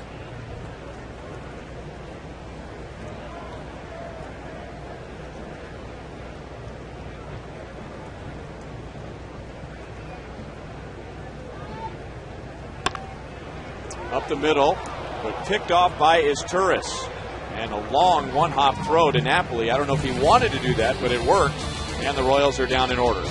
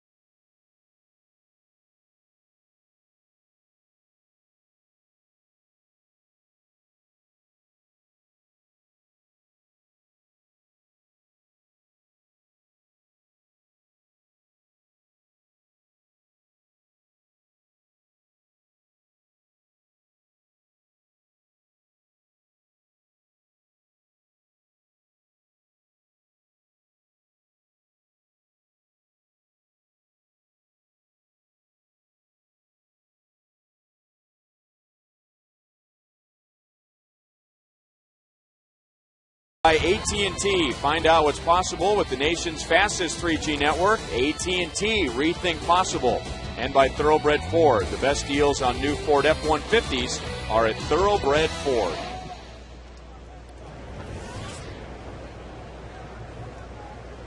Reggie Willits hits for the first time.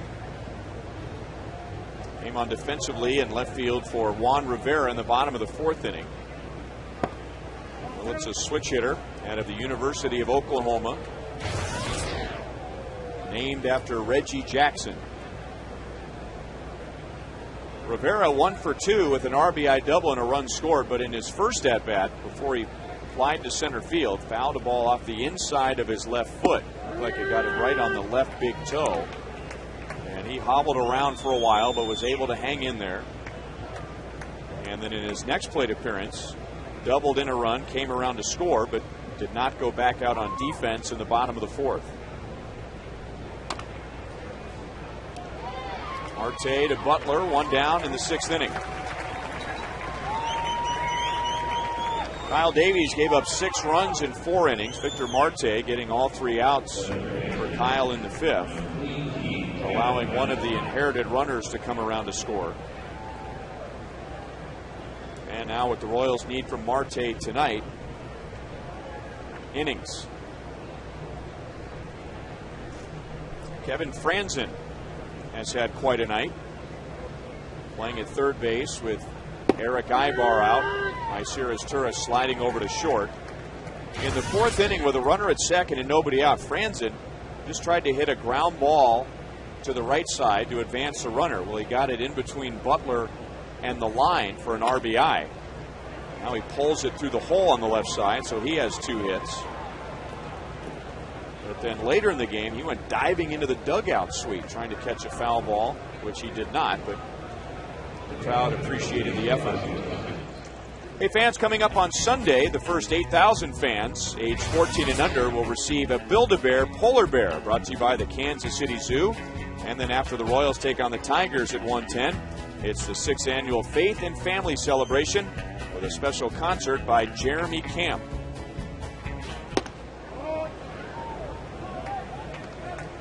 This is a 4-game series with the Angels, and tomorrow afternoon it's Zach Greinke and Jared Weaver. And then the Tigers in town for 3 beginning on Friday night.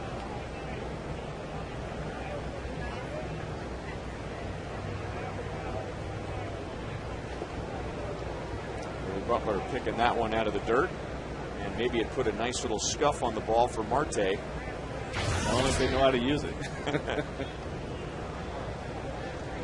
I'm sure you have heard before that it is illegal to have a tack or a piece of sandpaper or anything that could scuff the baseball, because it adds movement to it and gives the pitcher unfair advantage. And that's why when there are balls in the dirt, a lot of times the umpire will just throw the ball out and go with a new baseball. Time was when the umpire would really inspect the baseball. They really wanted to save as many baseballs as they could, so they would inspect it. If the ball looked okay, it would stay in there, but now they just throw it out and go with a new one. That's into deep left center field. Willie Bloomquist diving, and he made another spectacular play.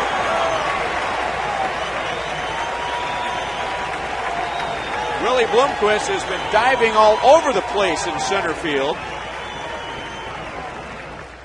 and he just saved a run. You can see he's playing well on the right field side of second base, and this is a long run for him. He really makes up a lot of ground in a short period of time. And to make a play like that, you got to take the right angle right away. And he took the great angle at this ball and caught this ball easily in his glove. And this is earlier in the first inning, and he just makes a great play on this one coming in. That saved the Royals a run also. +2 on the night.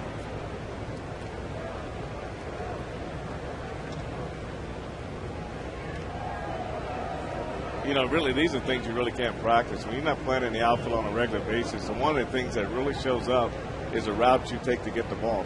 And he had to have the perfect route to meet that ball exactly where he met it on that play.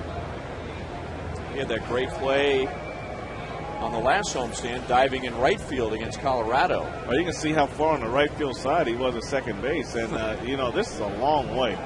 And, actually, he catches his ball before he goes into his dive, so he really got there, which is just an outstretch to get it. But, I mean, it was just a great play, great angle. Just the way Rusty taught him. I would imagine when he first caught it, if you called Rusty, when he first caught it, he's probably jumping up and down going, wow.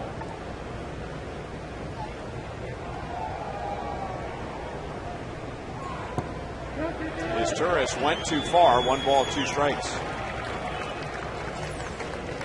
Yeah, just look at the distance he covers here, Ryan. I mean, you look at second base, you look where Willie is. He's almost behind Aviles at second base, and that first step was just as quick as it could be. And, I mean, he made up a lot of ground in a short period of time. This ball was hit very well.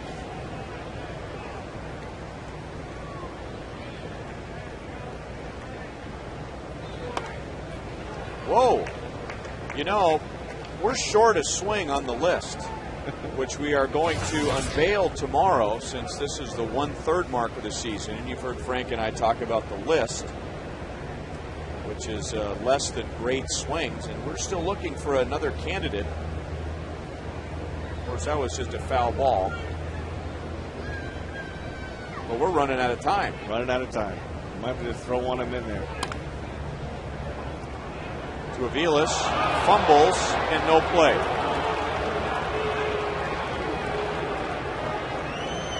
It looked like Mike had decided in his mind that he was not going to be able to glove that ball, that he was going to have to block it first. Well, what he did wrong here, Ryan, was that he anticipated the hop to be longer than it was, and he stopped, and he got caught in between. And when you get caught in between, the ball usually is going to play you. That hop, you got to come in, make that hop short, and then make this play. But he started in, he hesitated, and got caught in between.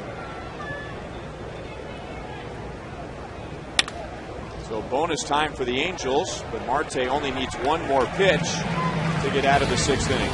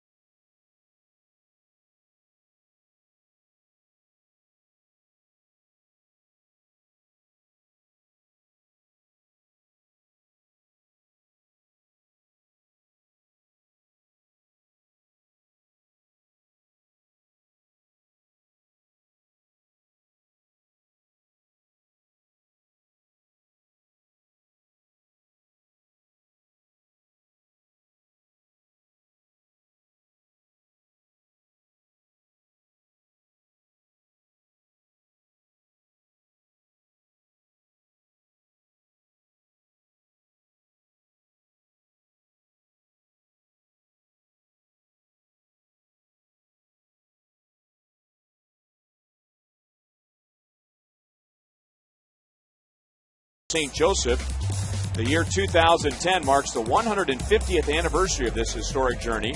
Brave riders carrying saddlebags filled with our nation's hopes and dreams traveled more than 2,000 miles west to California. Today, the stables are a modern, interactive, and educational tribute to the history and legend of the Pony Express. Go to visitmo.com to start planning your next Missouri getaway.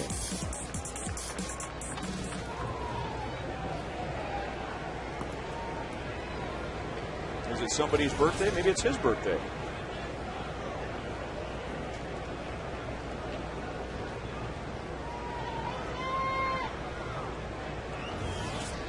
David DeJesus, Billy Butler, and Jose Guillen.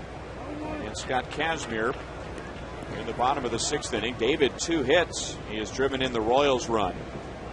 And he is 8 out of 20 now in his career against Kazmir. And the thing about David's RBI single in the 3rd, that was just a couple of pitches after Kazmir almost hit him on the ear.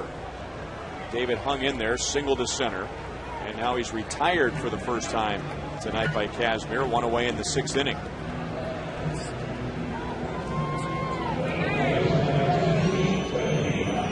Well, you want to take a stab at tonight's trivia question? I'm going to let this one go. Brought to you by AT&T. Who holds the Royals record for consecutive scoreless innings by a relief pitcher? Mid to early 90s is the clue. How about Hipólito Pichardo? I think you hit it. No, really no. You want to take a shot? No, I'm going to let it go. All right, any more clues, Kevin Shank? What's his last name? How about Rusty Meacham? And of course, the connection, Rusty Meacham, to tonight's game is that the Royals outfield coach is named Rusty. I just wasn't thinking.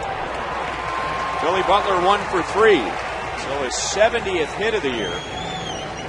1 on, 1 out in the 6th inning. The Royals have just 5 hits. They've been whacking the ball around the ballpark all night against Kazmir. Tonight's copyrighted telecast is presented by the authority of the Kansas City Royals. They may not be reproduced or retransmitted in any form, and the accounts and descriptions of this game may not be disseminated without the express written consent of the Kansas City Royals Baseball Corporation. 0-1 to Jose Guillen. Ryan Lefevre with Frank White, Joel Goldberg with producer Kevin Shank, director Steve Kirkbach, associate producers Al Broughton and Sam Abramson, and the producer of Royals Live is TJ McGinnis. 1-1 on Guillen. Struck out in the 2nd inning, walked in the 4th.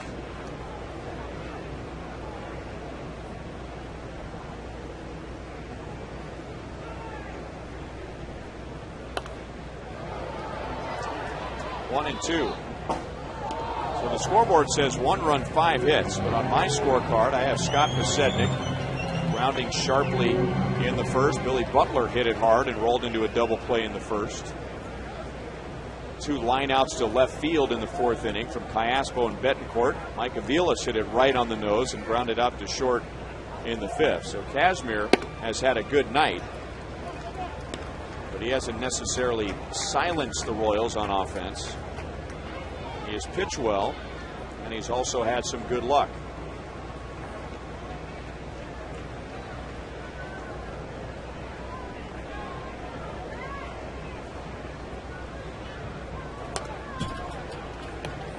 Two balls, 2 strikes.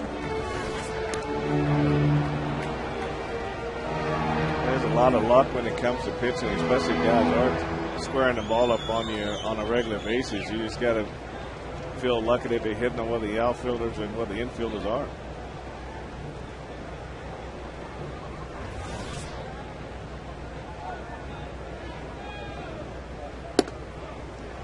Three balls, 2 strikes. Jose wanted to call timeout, but realized he was calling it too late and had to re-grab his bat. But luckily that pitch was up in the zone.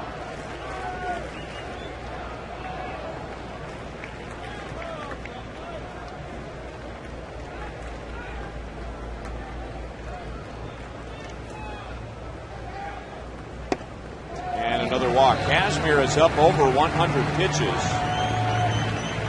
And the Angels are busy in the bullpen, and now Bobby Wilson is going to go out there.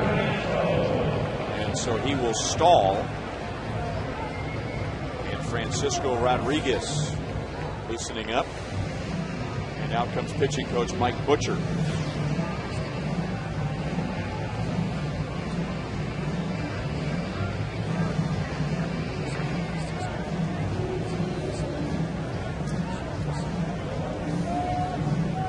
Mike Butcher, as we pointed out a couple of games ago, he is from the Royals organization. I remember asking him about that a couple of years ago. He played with Brian McRae and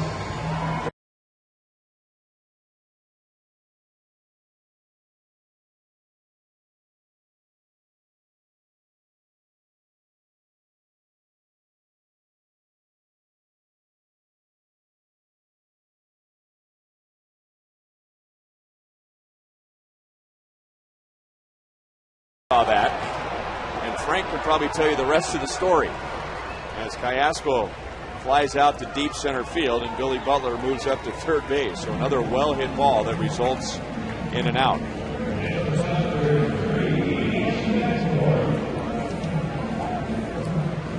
Mark your calendar and get your tickets now for the first ever free hot dog night at Kauffman Stadium, presented by Farmland. It's Wednesday, June the 16th. Every fan will receive one free hot dog. The Royals take on the Astros at 7:10, so dinner is on the Royals.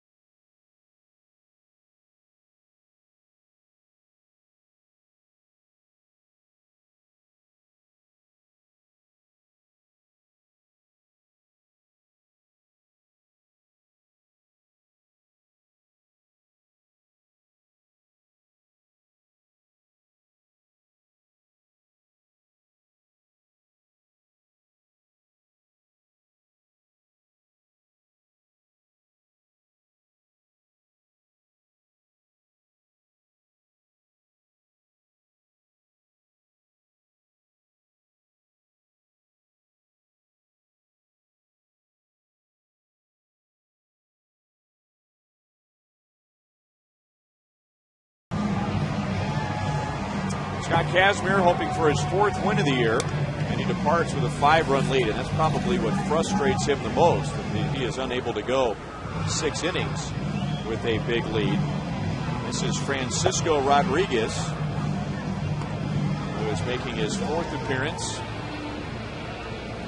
And in his first 3, holding the lead to a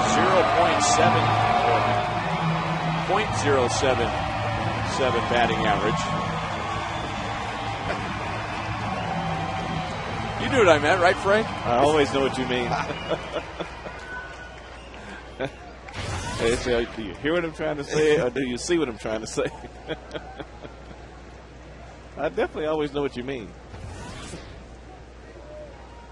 I ask myself that question. I don't come out loud and say, I wonder if Ryan really realizes what I'm talking about.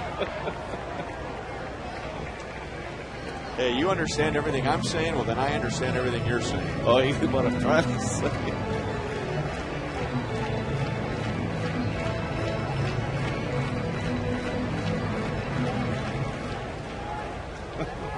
Well, they say the best form of flattery is imitation, and there you go. Chris has his first imitator.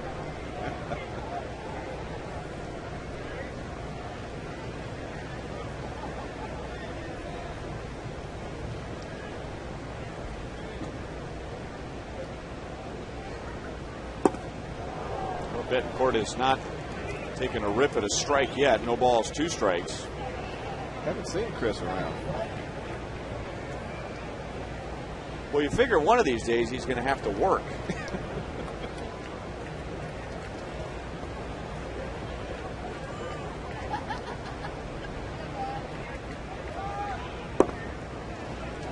Well, with the slider again, thinking that Bettencourt might chase it.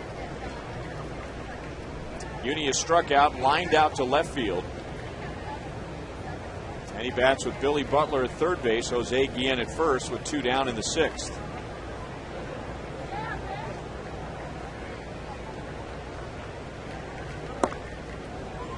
Two balls, 2 strikes.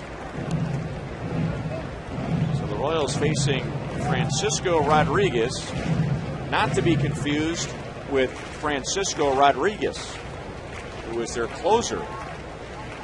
And a couple of years ago set the major league record for saves with 62 for the Angels, now pitching with the Mets. 3 balls, 2 strikes.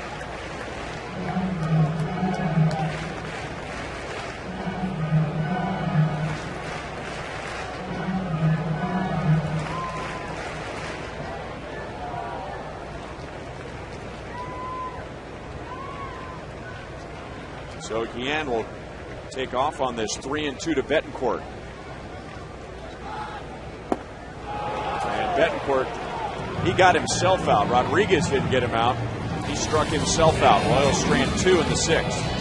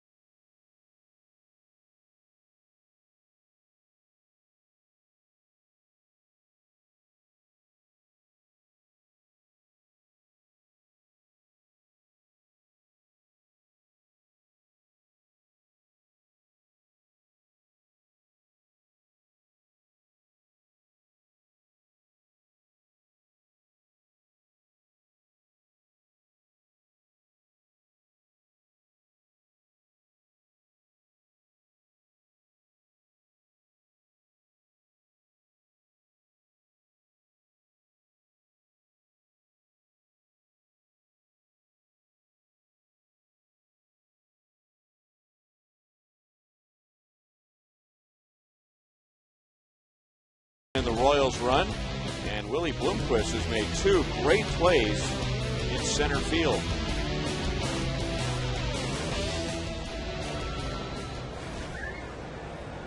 And Victor Marte, who replaced Davies with nobody out in the 5th inning, now working on his 3rd inning tonight.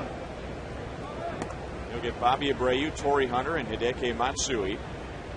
Marte has given up 2 hits, no runs. And he has 1 strikeout.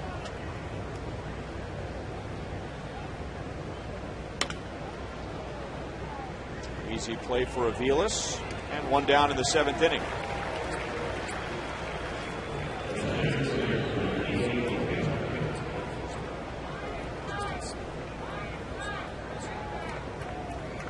And now Torrey Hunter hit a 2-run single and scored a run in the 1st inning. He has a 2-hit game.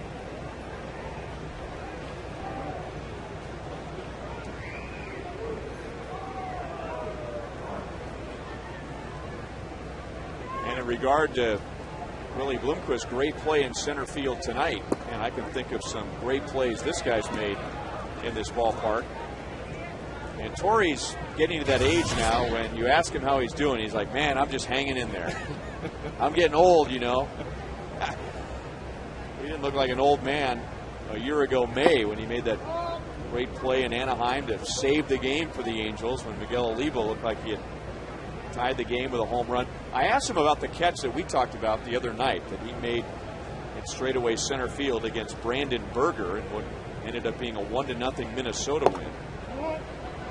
And like me, he remembered that the wall was much higher then than it was now. That was a great play. And then he reminded me that he also robbed Mike Sweeney, 2 different times here at Kauffman Stadium of a home run. Well, get a look at it, because we won't see it again. To the bottom of the Hall of Fame in left field. So the old man that's just trying to hang in there, Torii Hunter, hits it a mile to left field for his 8th home run of the year, and he has driven in 3 tonight.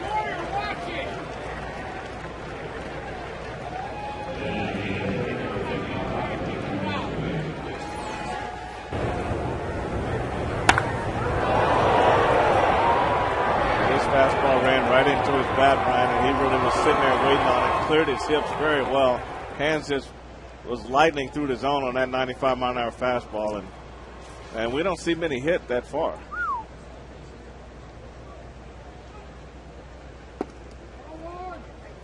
.426 for Torii Hunter.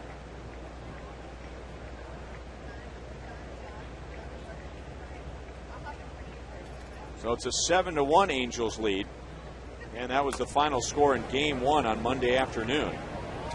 Royals coming back and evening the series, winning last night 6-3. And now the Angels have hit 58 home runs this year, and 5 of those in this series. This is Game 3.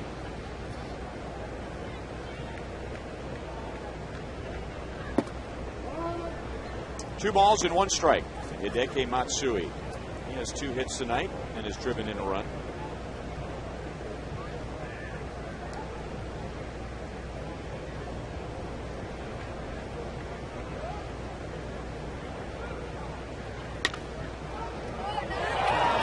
Blocked by Billy Butler at first base.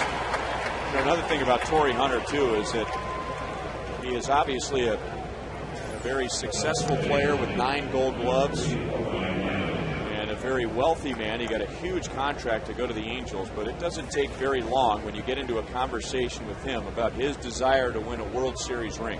He really wants it bad, and he got, he came up under Kirby Puckett. Kirby Puckett raised him right. I mean, when I first met Torii Hunter, Kirby Puckett had both him and Jock Jones by the hand when he brought him over to introduce him to me. He says, from now on, you know this guy is Mr. White. Never called him Frank, always Mr. White. And we talk about that all the time. And he just thinks that the game is supposed to be played hard, supposed to be played right, and supposed to be played with a lot of passion. I reminded him that we replayed his emotional catch Miguel Olivo last year.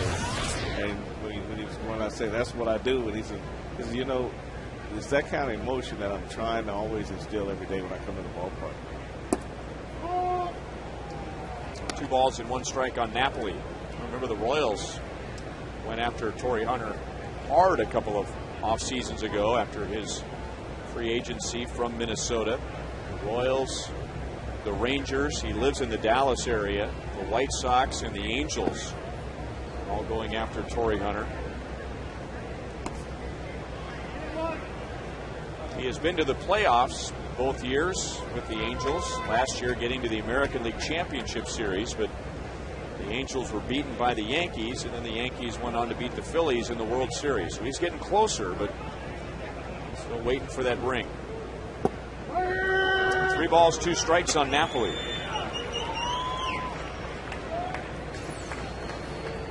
Take a look at Fox track on this pitch here, and that's a pitch that Mike Napoli's not going to hit. I mean, this ball is on the outside lower half, right about the knees, and if Marte can stay right there, he's going to be in good shape. Just barely got a piece of it.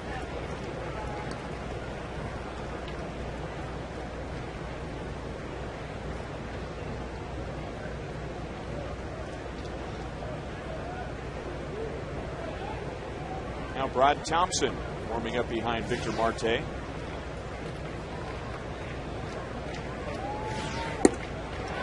Napoli with a home run swing comes up empty. Torii Hunter did not, and the Angels have a 7-1 lead.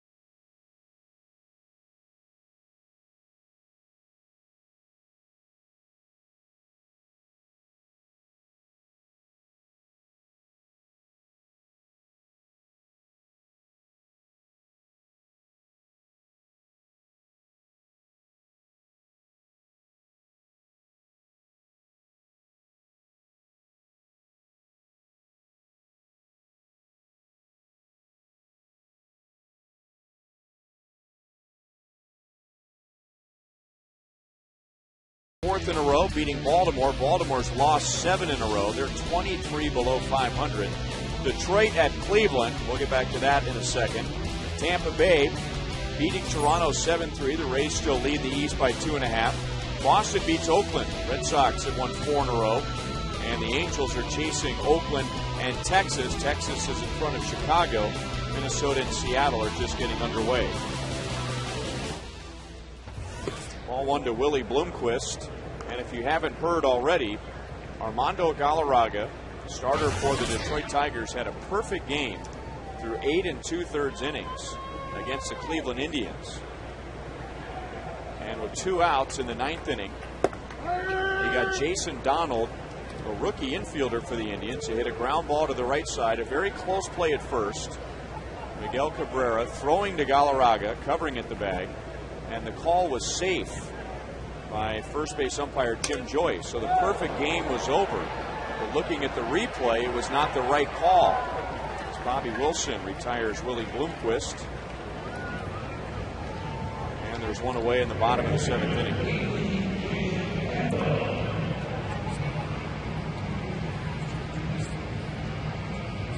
And with a little more on that, let's go over to Joel. Well, obviously a lot of talk, Ryan, about Jim Joyce and his post-game quotes. He said, I just cost that kid a perfect game. I thought he beat the throw. I was convinced he beat the throw until I saw the replay. It was the biggest call of my career. Taking full blame, he says, I don't blame them a bit when they were arguing with him. I don't blame them a bit or anything that was said. For anything that was said, I would have said it myself if I had been Galarraga. I would have been the first person in my face, and he never said a word to me.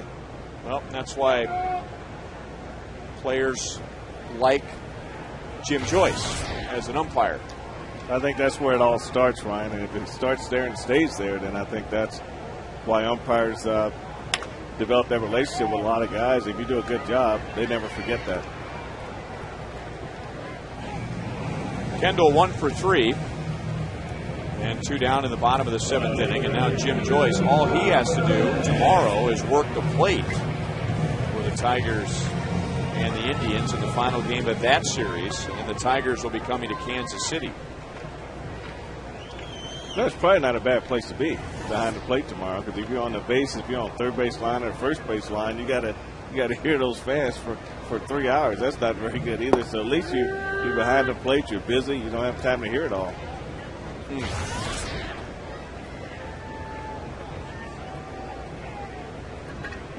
Scott Pasednik 1 for 3, could easily be 3 for 3. Both of his outs were hit hard. All of that against Scott Kazmir, facing Francisco Rodriguez for the first time. Last inning, we were reminding you that the other Francisco Rodriguez set the major league record for saves with 62 in 2008. This Francisco Rodriguez is from the Angels organization. He is from Mexico, and he was not on the Angels roster in spring training. Called up from AAA Salt Lake, where he spent all of last year. 1 ball, 2 strikes on Pasednik.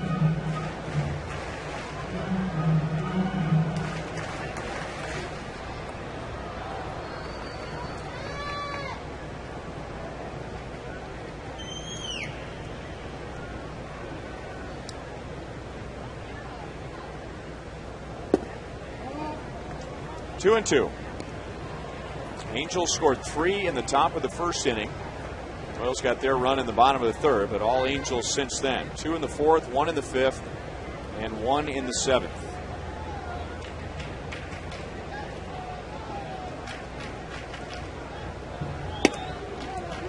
And this is nothing new for the Angels here at Kauffman Stadium.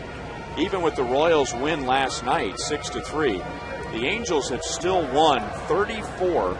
Let me take that back. They've won 24 of their last 31 here.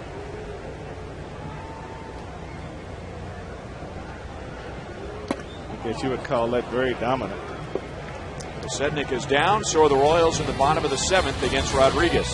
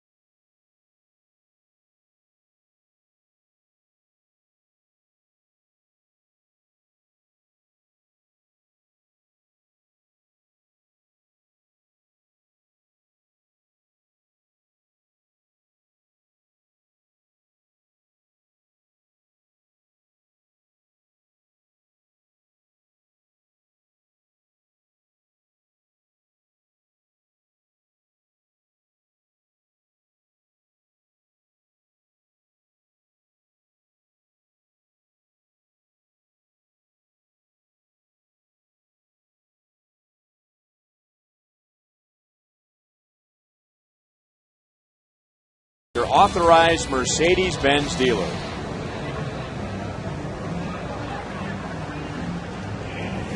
Angels lead 7-1. Brad Thompson will pitch the 8th inning. Thompson had a rough one in Boston back on Sunday afternoon with the score tied at 1. He replaced Bruce Chen in the 5th inning, allowed 3 in the 5th and 3 more in the 6th. And then Ned Yost got him into the game on Monday afternoon in a Royals 7-1 loss so that he could try and put that one behind him. He faced one batter, got him out on a pop-up. So hopefully that cleared his mind. And he throws a strike to Reggie Willits.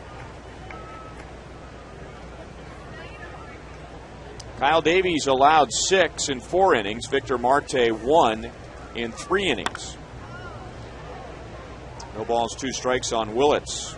So Marte won't get any kind of a positive statistic, but in a way, he gets a save because he saves the bullpen by going 3 after Kyle Davies was only able to go 4.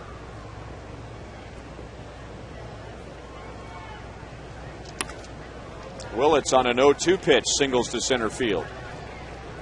That pitch got too much of the plate, and Willits is 1 for 2.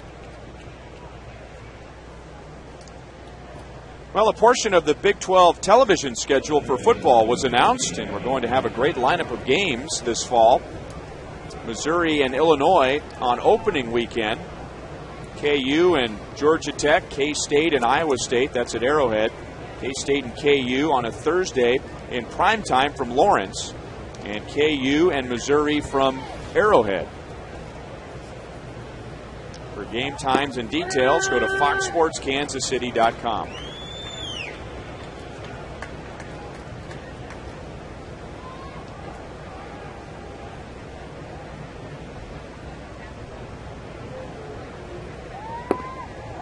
One on Kevin Franzen, who's had quite a night. 2 hits. He has driven in a run.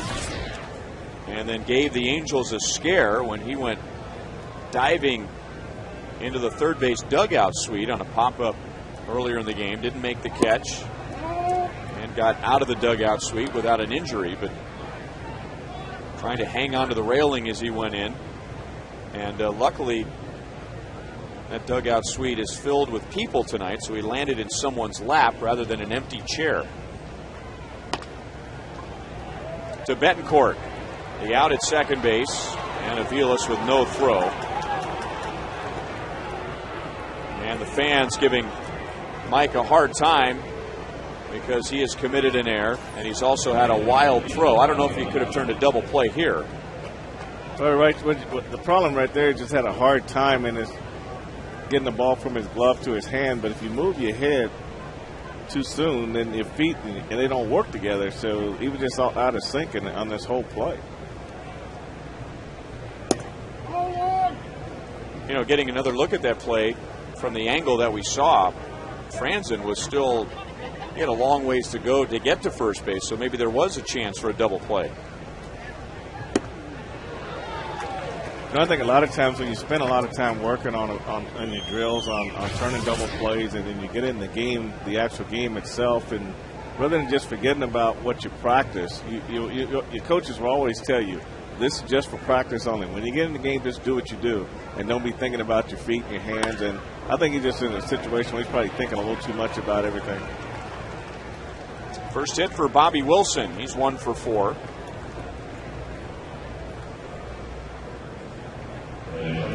And the Angels have 13 hits tonight.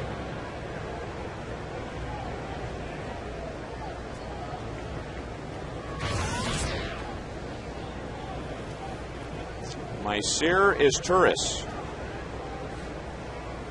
0 for 3. That had a key plate appearance to begin the game. He drills that one into deep right center field. It's a long run backward to Jesus, but plenty of room out there. And Franzen will tag from second and go to third.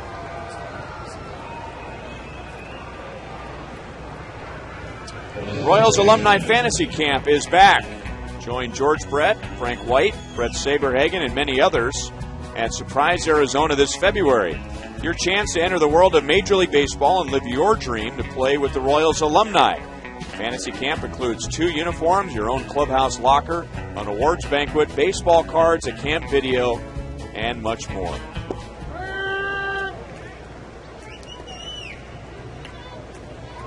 Howie Kendrick is 1 out of 4. He has scored a run.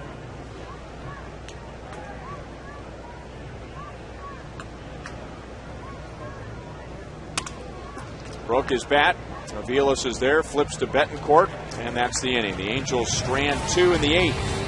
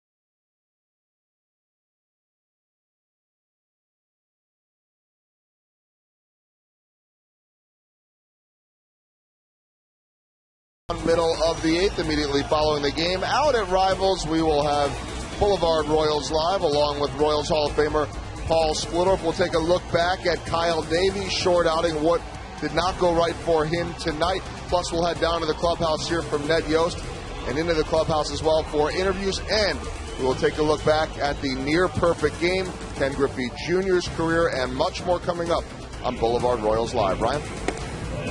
All right, Joel, yeah, that's the other big news item from today. Ken Griffey Jr. is calling it quits. Jason Bolger takes over in the bottom of the 8th inning with Mike Aviles, David DeJesus, and Billy Butler coming up. I'll tell you a little story about Jason Bolger, one of the real good guys in the Angels clubhouse. I was reading his bio, and he has a couple of brothers who also played professional baseball. Didn't get to the big leagues like Jason, but his brother Kevin was in the Royals organization in 2005, and just for a short season, he was released the next spring training. And so you never know. That's about the class where some of the guys might be coming up now. And I asked him if he remembered Kevin talking about anyone in the Royals organization, maybe a coach or a player that's made it to the big leagues. And he said, actually, I haven't. I don't remember. He says, but I'll tell you what, I'll call him tonight and come by tomorrow, and I'll tell you what I find out. I never met him before. So sure enough, I walked through there again today, and there he was at his locker. He did call his brother Kevin. And there were a couple of guys that are playing at AAA Omaha that are still in the Royals organization now that played with his brother Kevin, but none of them had made it to the big leagues. But how many guys will do that today? Not that the guys that won't are bad guys, but checked with his brother and got back to me the next day. It is a tough night for Mike Aviles. 0 for 3. He's grounded into a double play. Had some problems on defense tonight, committing an error. And he's out number 1 in the bottom of the 8th. I think a lot of it, if it's me, Ryan, and my brother played with an organization, it would make me feel good that somebody would even care to ask. And I think he was more excited about going back and getting on the phone and come, hey, you know, they remember you over there. They want to know if you know anybody, and that makes you feel good.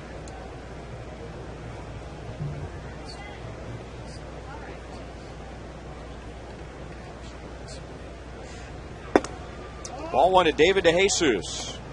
2 more hits tonight, so 6 in this Angels series. And Had a 2-out single in the third inning to score Jason Kendall. That made a 3-0 game a 3-1 game. But the Angels have scored 4 since. And now the Royals are down to their last 5 outs.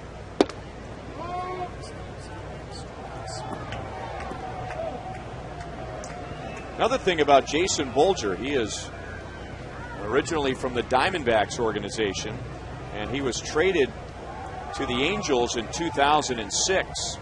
And that's the deal that sent Alberto Callaspo to Arizona. And then eventually Alberto getting traded to the Royals.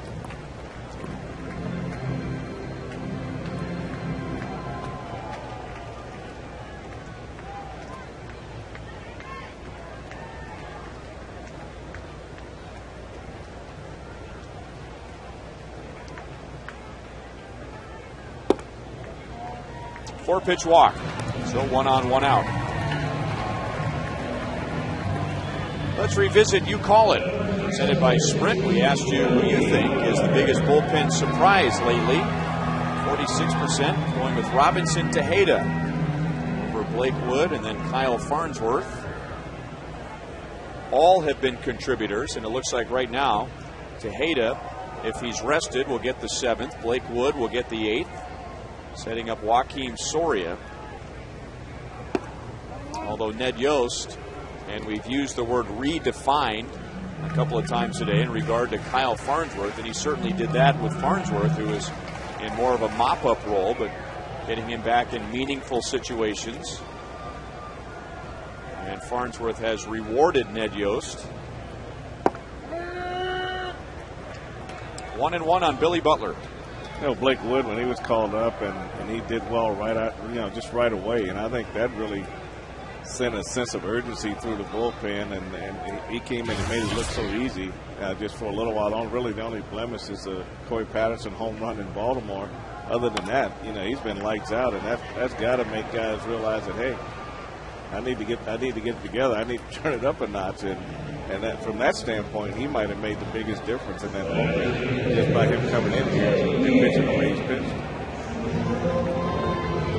Frank, and you wonder, too, not just what he's done on the mound, but that was a message you would think to some other guys who've been around a lot longer, making a lot more money than Blake Wood. And all of a sudden the Royals say, well, if you aren't getting the job done, we're going to bring a kid up from the minor leagues and we're going to give him that important role right before Joakim Soria. That should wake a few guys up. I think you just hit it right on the head. It was the fact that he did get the 8th inning. And usually you don't do that with young players coming out of the minor leagues. But, I think that they were at that point where they had to do something drastic. And that's about as drastic as you can get with a young player coming in and say, okay, you got the 8th. And he goes out there and he does it with relatively ease. And the other guys say, oh, man, we better turn it up a notch. And they won't, no player admits that. But you just have to see it in the performance.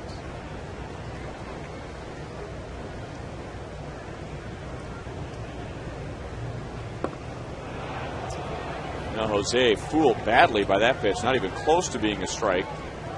He has had 3 non-contact plate appearances tonight. A strikeout in the second and walks in the 4th and 6th innings.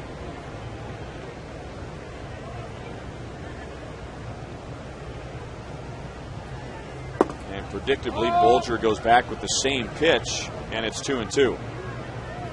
Well, if he's going to chase this one, let's see if he will go this far out of the strike zone. That's right. If they don't have to throw you a strike, they sure won't throw it. But right here at 2-2, this is when he really needs to make something happen with Jose.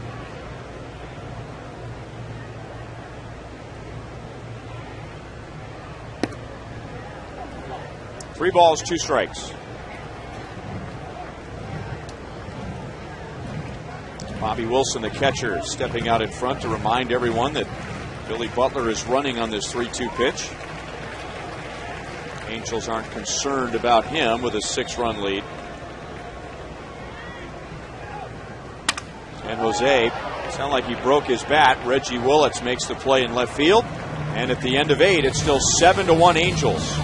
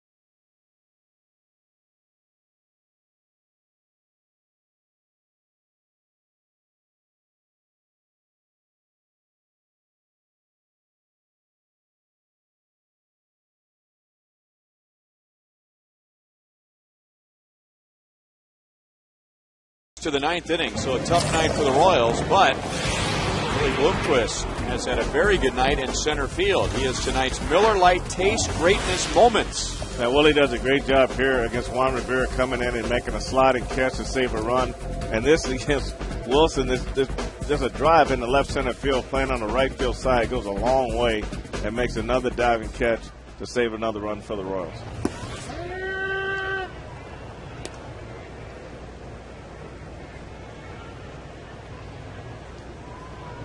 So Willie in center field tonight, as left-hander Scott Kazmir started for the Angels. So Mitch Meyer getting the night off.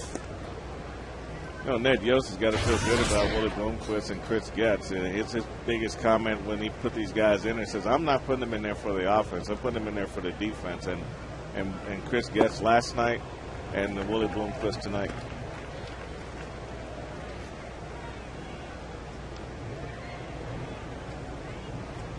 Brad Thompson with his second inning. Gave up a couple of hits, but no runs in the eighth. You'll get Abreu, Hunter, and Matsui in the ninth.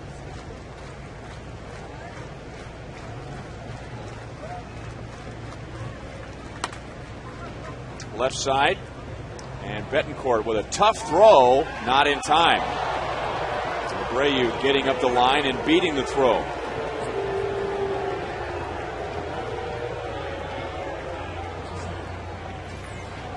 Now, this is a play right here. When you look at Billy at first, you'd like to see him stretch out and just stay on the bag right there, and that's a good play.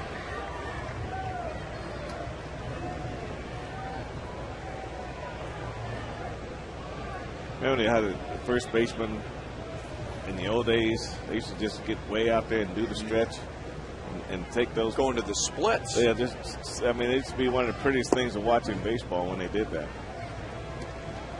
Then they went through that period where everybody wanted to kind of cheat and catch at the same time, and the game just evolves in so many different ways. But you remember those days when Jim Gentile and Big John Mayberry and George Scott, Cecil Cooper, all those guys used to stretch out there like that. And it used to be really pretty on a close play, down low, especially on double play, a great play in the hole like that with Unieski. Just awesome.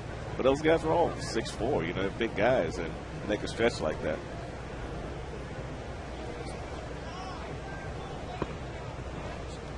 Two and one on Torrey Hunter. He has driven in 3 runs tonight. This is the 7th inning, our Chevrolet play of the game. Oh, this is off Victor Marte, Ryan, and this ball just at the base of the Ross Hall of Fame. Just one of those balls you hit and you know right away it's not coming back.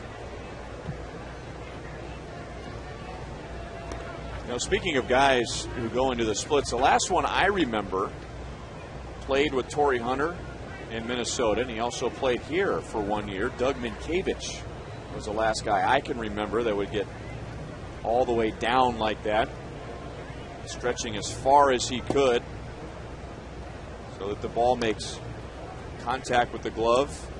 And maybe it's just a matter of a few inches, but sometimes it's a matter of a few inches whether the out is recorded at first base or not. Now, another guy I used to watch is Ken Herbeck with the Twins. He used to be real agile for a big guy. Hunter is out, so he has a 3-hit game, and there's one away in the 9th inning.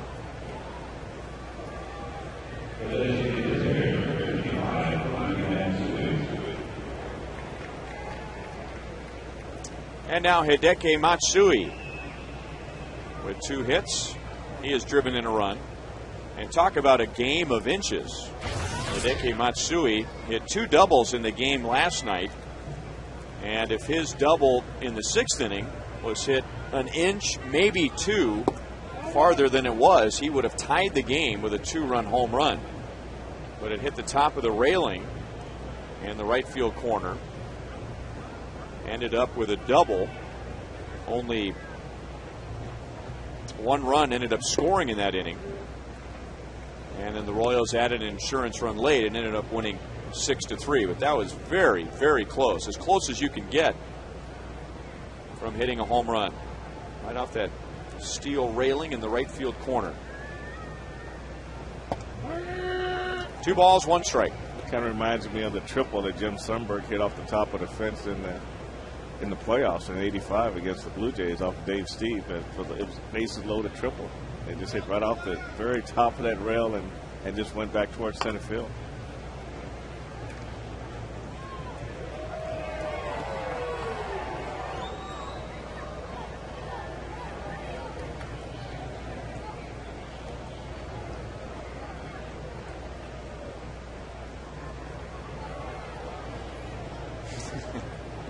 Eric Ibar having some fun with the fans over in the third base dugout, flipping that ball in the air. Flipping it back to himself. He had the fans hanging out over the dugout. He's just going to make them beg for a while. I'll bet those same fans have been wearing him out tonight, and he's saying, wait a minute, an inning ago, you guys were all over me, and now you want me to give you a baseball? So he picks out a kid that was sitting a little farther down the third base and left field line. He was over there minding his business, and he gets the souvenir. Players don't necessarily have eyes in the back of their heads, but they have an idea of who's been yelling at them all night. They have ears. Just a little low for a one-out walk. So an infield single and a walk, and 2 on against Thompson with 1 away.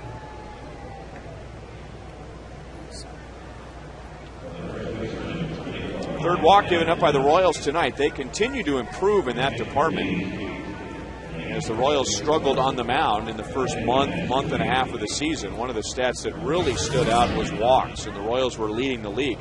Right now, it's the Angels that lead the league in walks, and Scott Kazmir walked 4 in less than 6 innings. Rob Quinlan is going to run at first base for Hideki Matsui. And the Royals, before the game, were 10th in the league in walks, which is nothing to get excited about unless you look at where they were a couple of weeks ago when they were 14th in a 14-team league.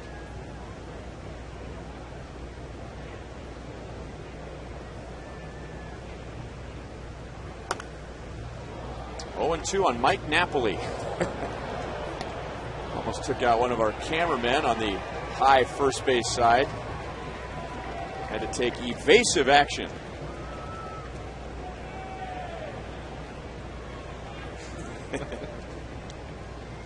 And there's nothing wrong with doing that. Cameramen know how the ball feels. They dodge balls all the time. And drilled to center field. Willie Bloomquist racing back and makes another nice play.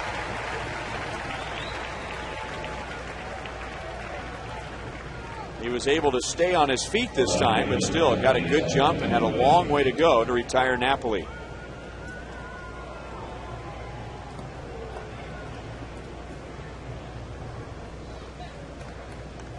you know, the score really doesn't make a difference right here. But with Abreu on second base and the ball to the track, you'd think he'd be able to tag and go to third base, but he went all the way to third and then didn't have a chance to get back to tag and then make it over. So that's really not a good job of base running on that particular play.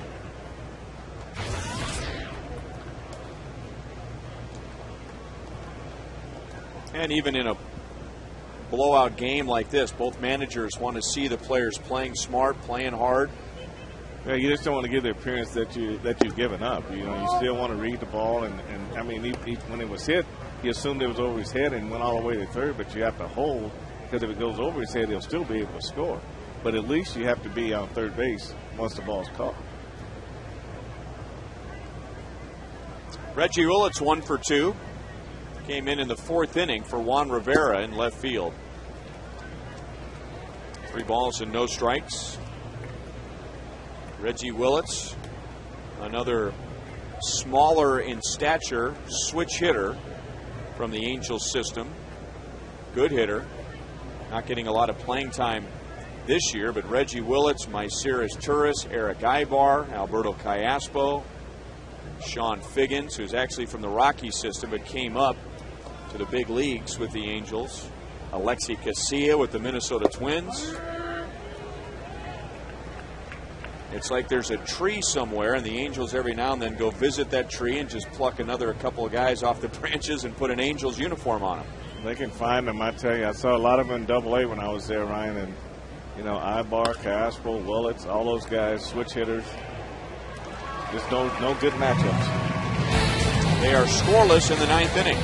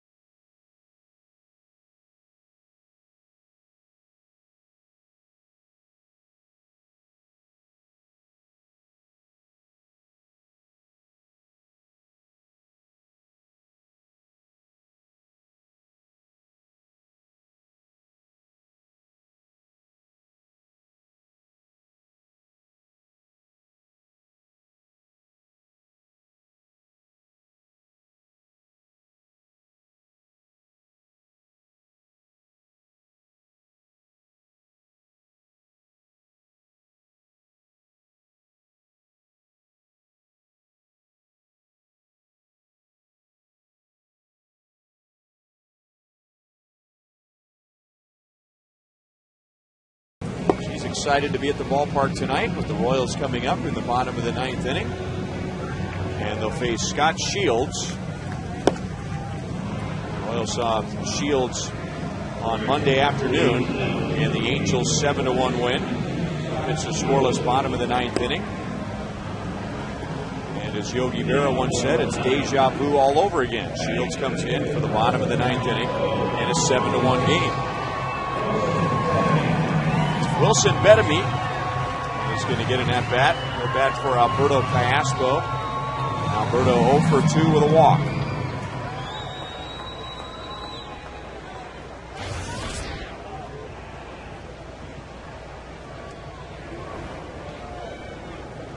This is just the second plate appearance for Betemit since he was called up from AAA Omaha. Originally from the Braves organization.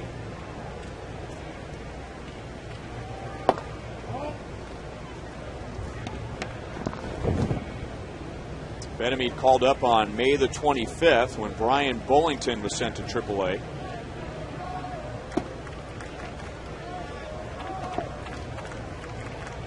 Wilson Betemit signed by the Atlanta Braves, and the scout that signed him was Rene Francisco, who's now with the Royals organization. 2 balls and 2 strikes.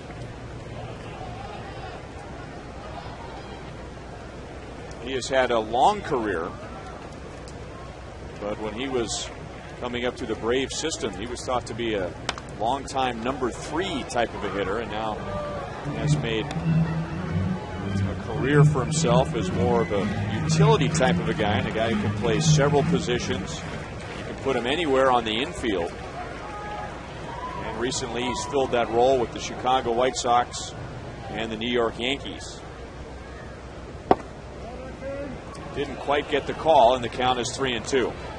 Well, really the ideal kind of guy to have on your bench, Ryan, a guy that's used to being on the bench, and you don't have to bring young players up and let them try to do that job. They can continue to develop at AAA, and then when they're ready, they're ready to come up and play every day and not be backup play.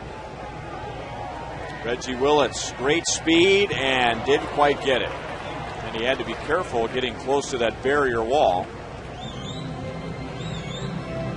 Though Betemit is still alive.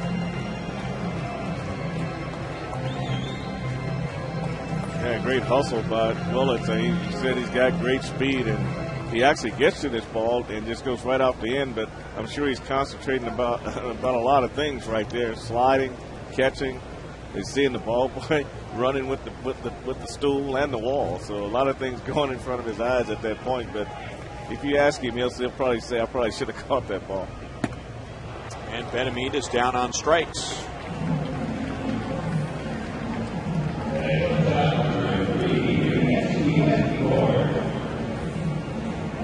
And up comes Yuniesky Betancourt, who is 0 for 3. Royals with 1 run on 5 hits. They have had several lineouts tonight. And Betancourt, one of those, lined out to left field in the 4th inning. Scott Shields got a lot of run to his fastball. The ball moves a lot. Shallow left center field, and Uni has his first hit of the night.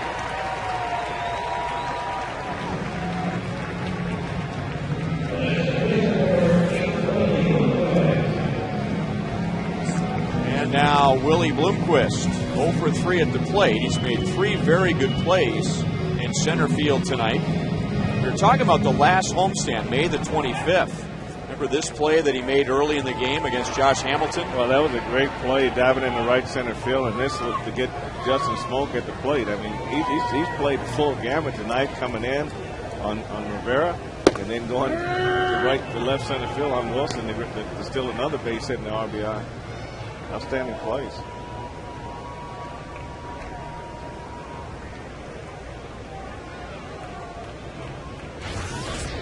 The Royals have been very careful with Willie and his surgically repaired knees. Remember, he had both knees operated on after last year, which was a career year for him as far as games played in just about every offensive category. But the wear and tear resulted in surgeries on both knees, and the Royals have been using him more in the outfield than in the infield. And now Willie has his first hit. Betancourt will go first to third, and the Royals are still breathing in the bottom of the 9th inning.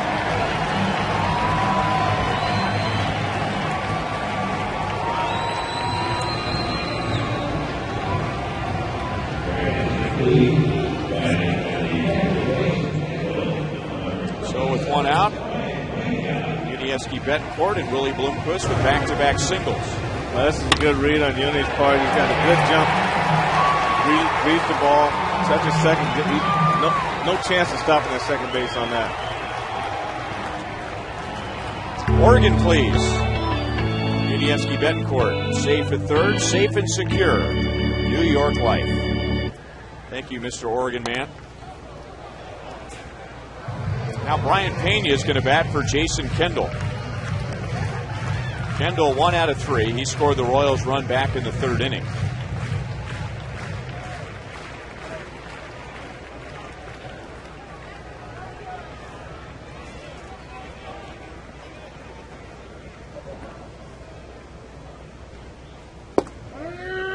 On the corner, no balls, 2 strikes.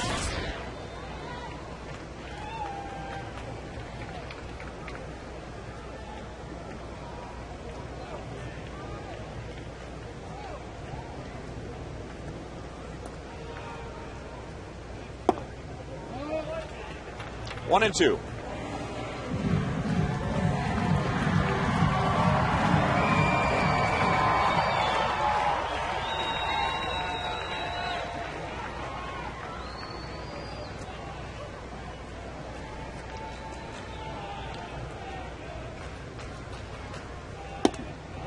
Did he go? Down to third base umpire Mike Winters, the crew chief. He has no swing.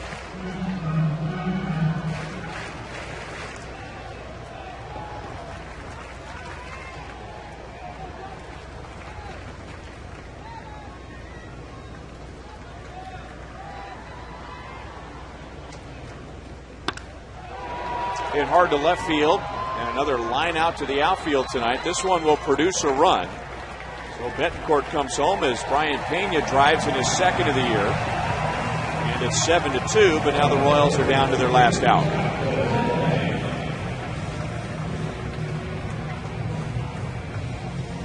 So the former Cuban national team teammates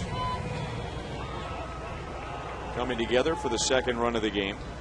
Another one of their teammates was Kendry Morales, who was not with the Angels because of the broken ankle. Now Pasetnik goes after the first pitch.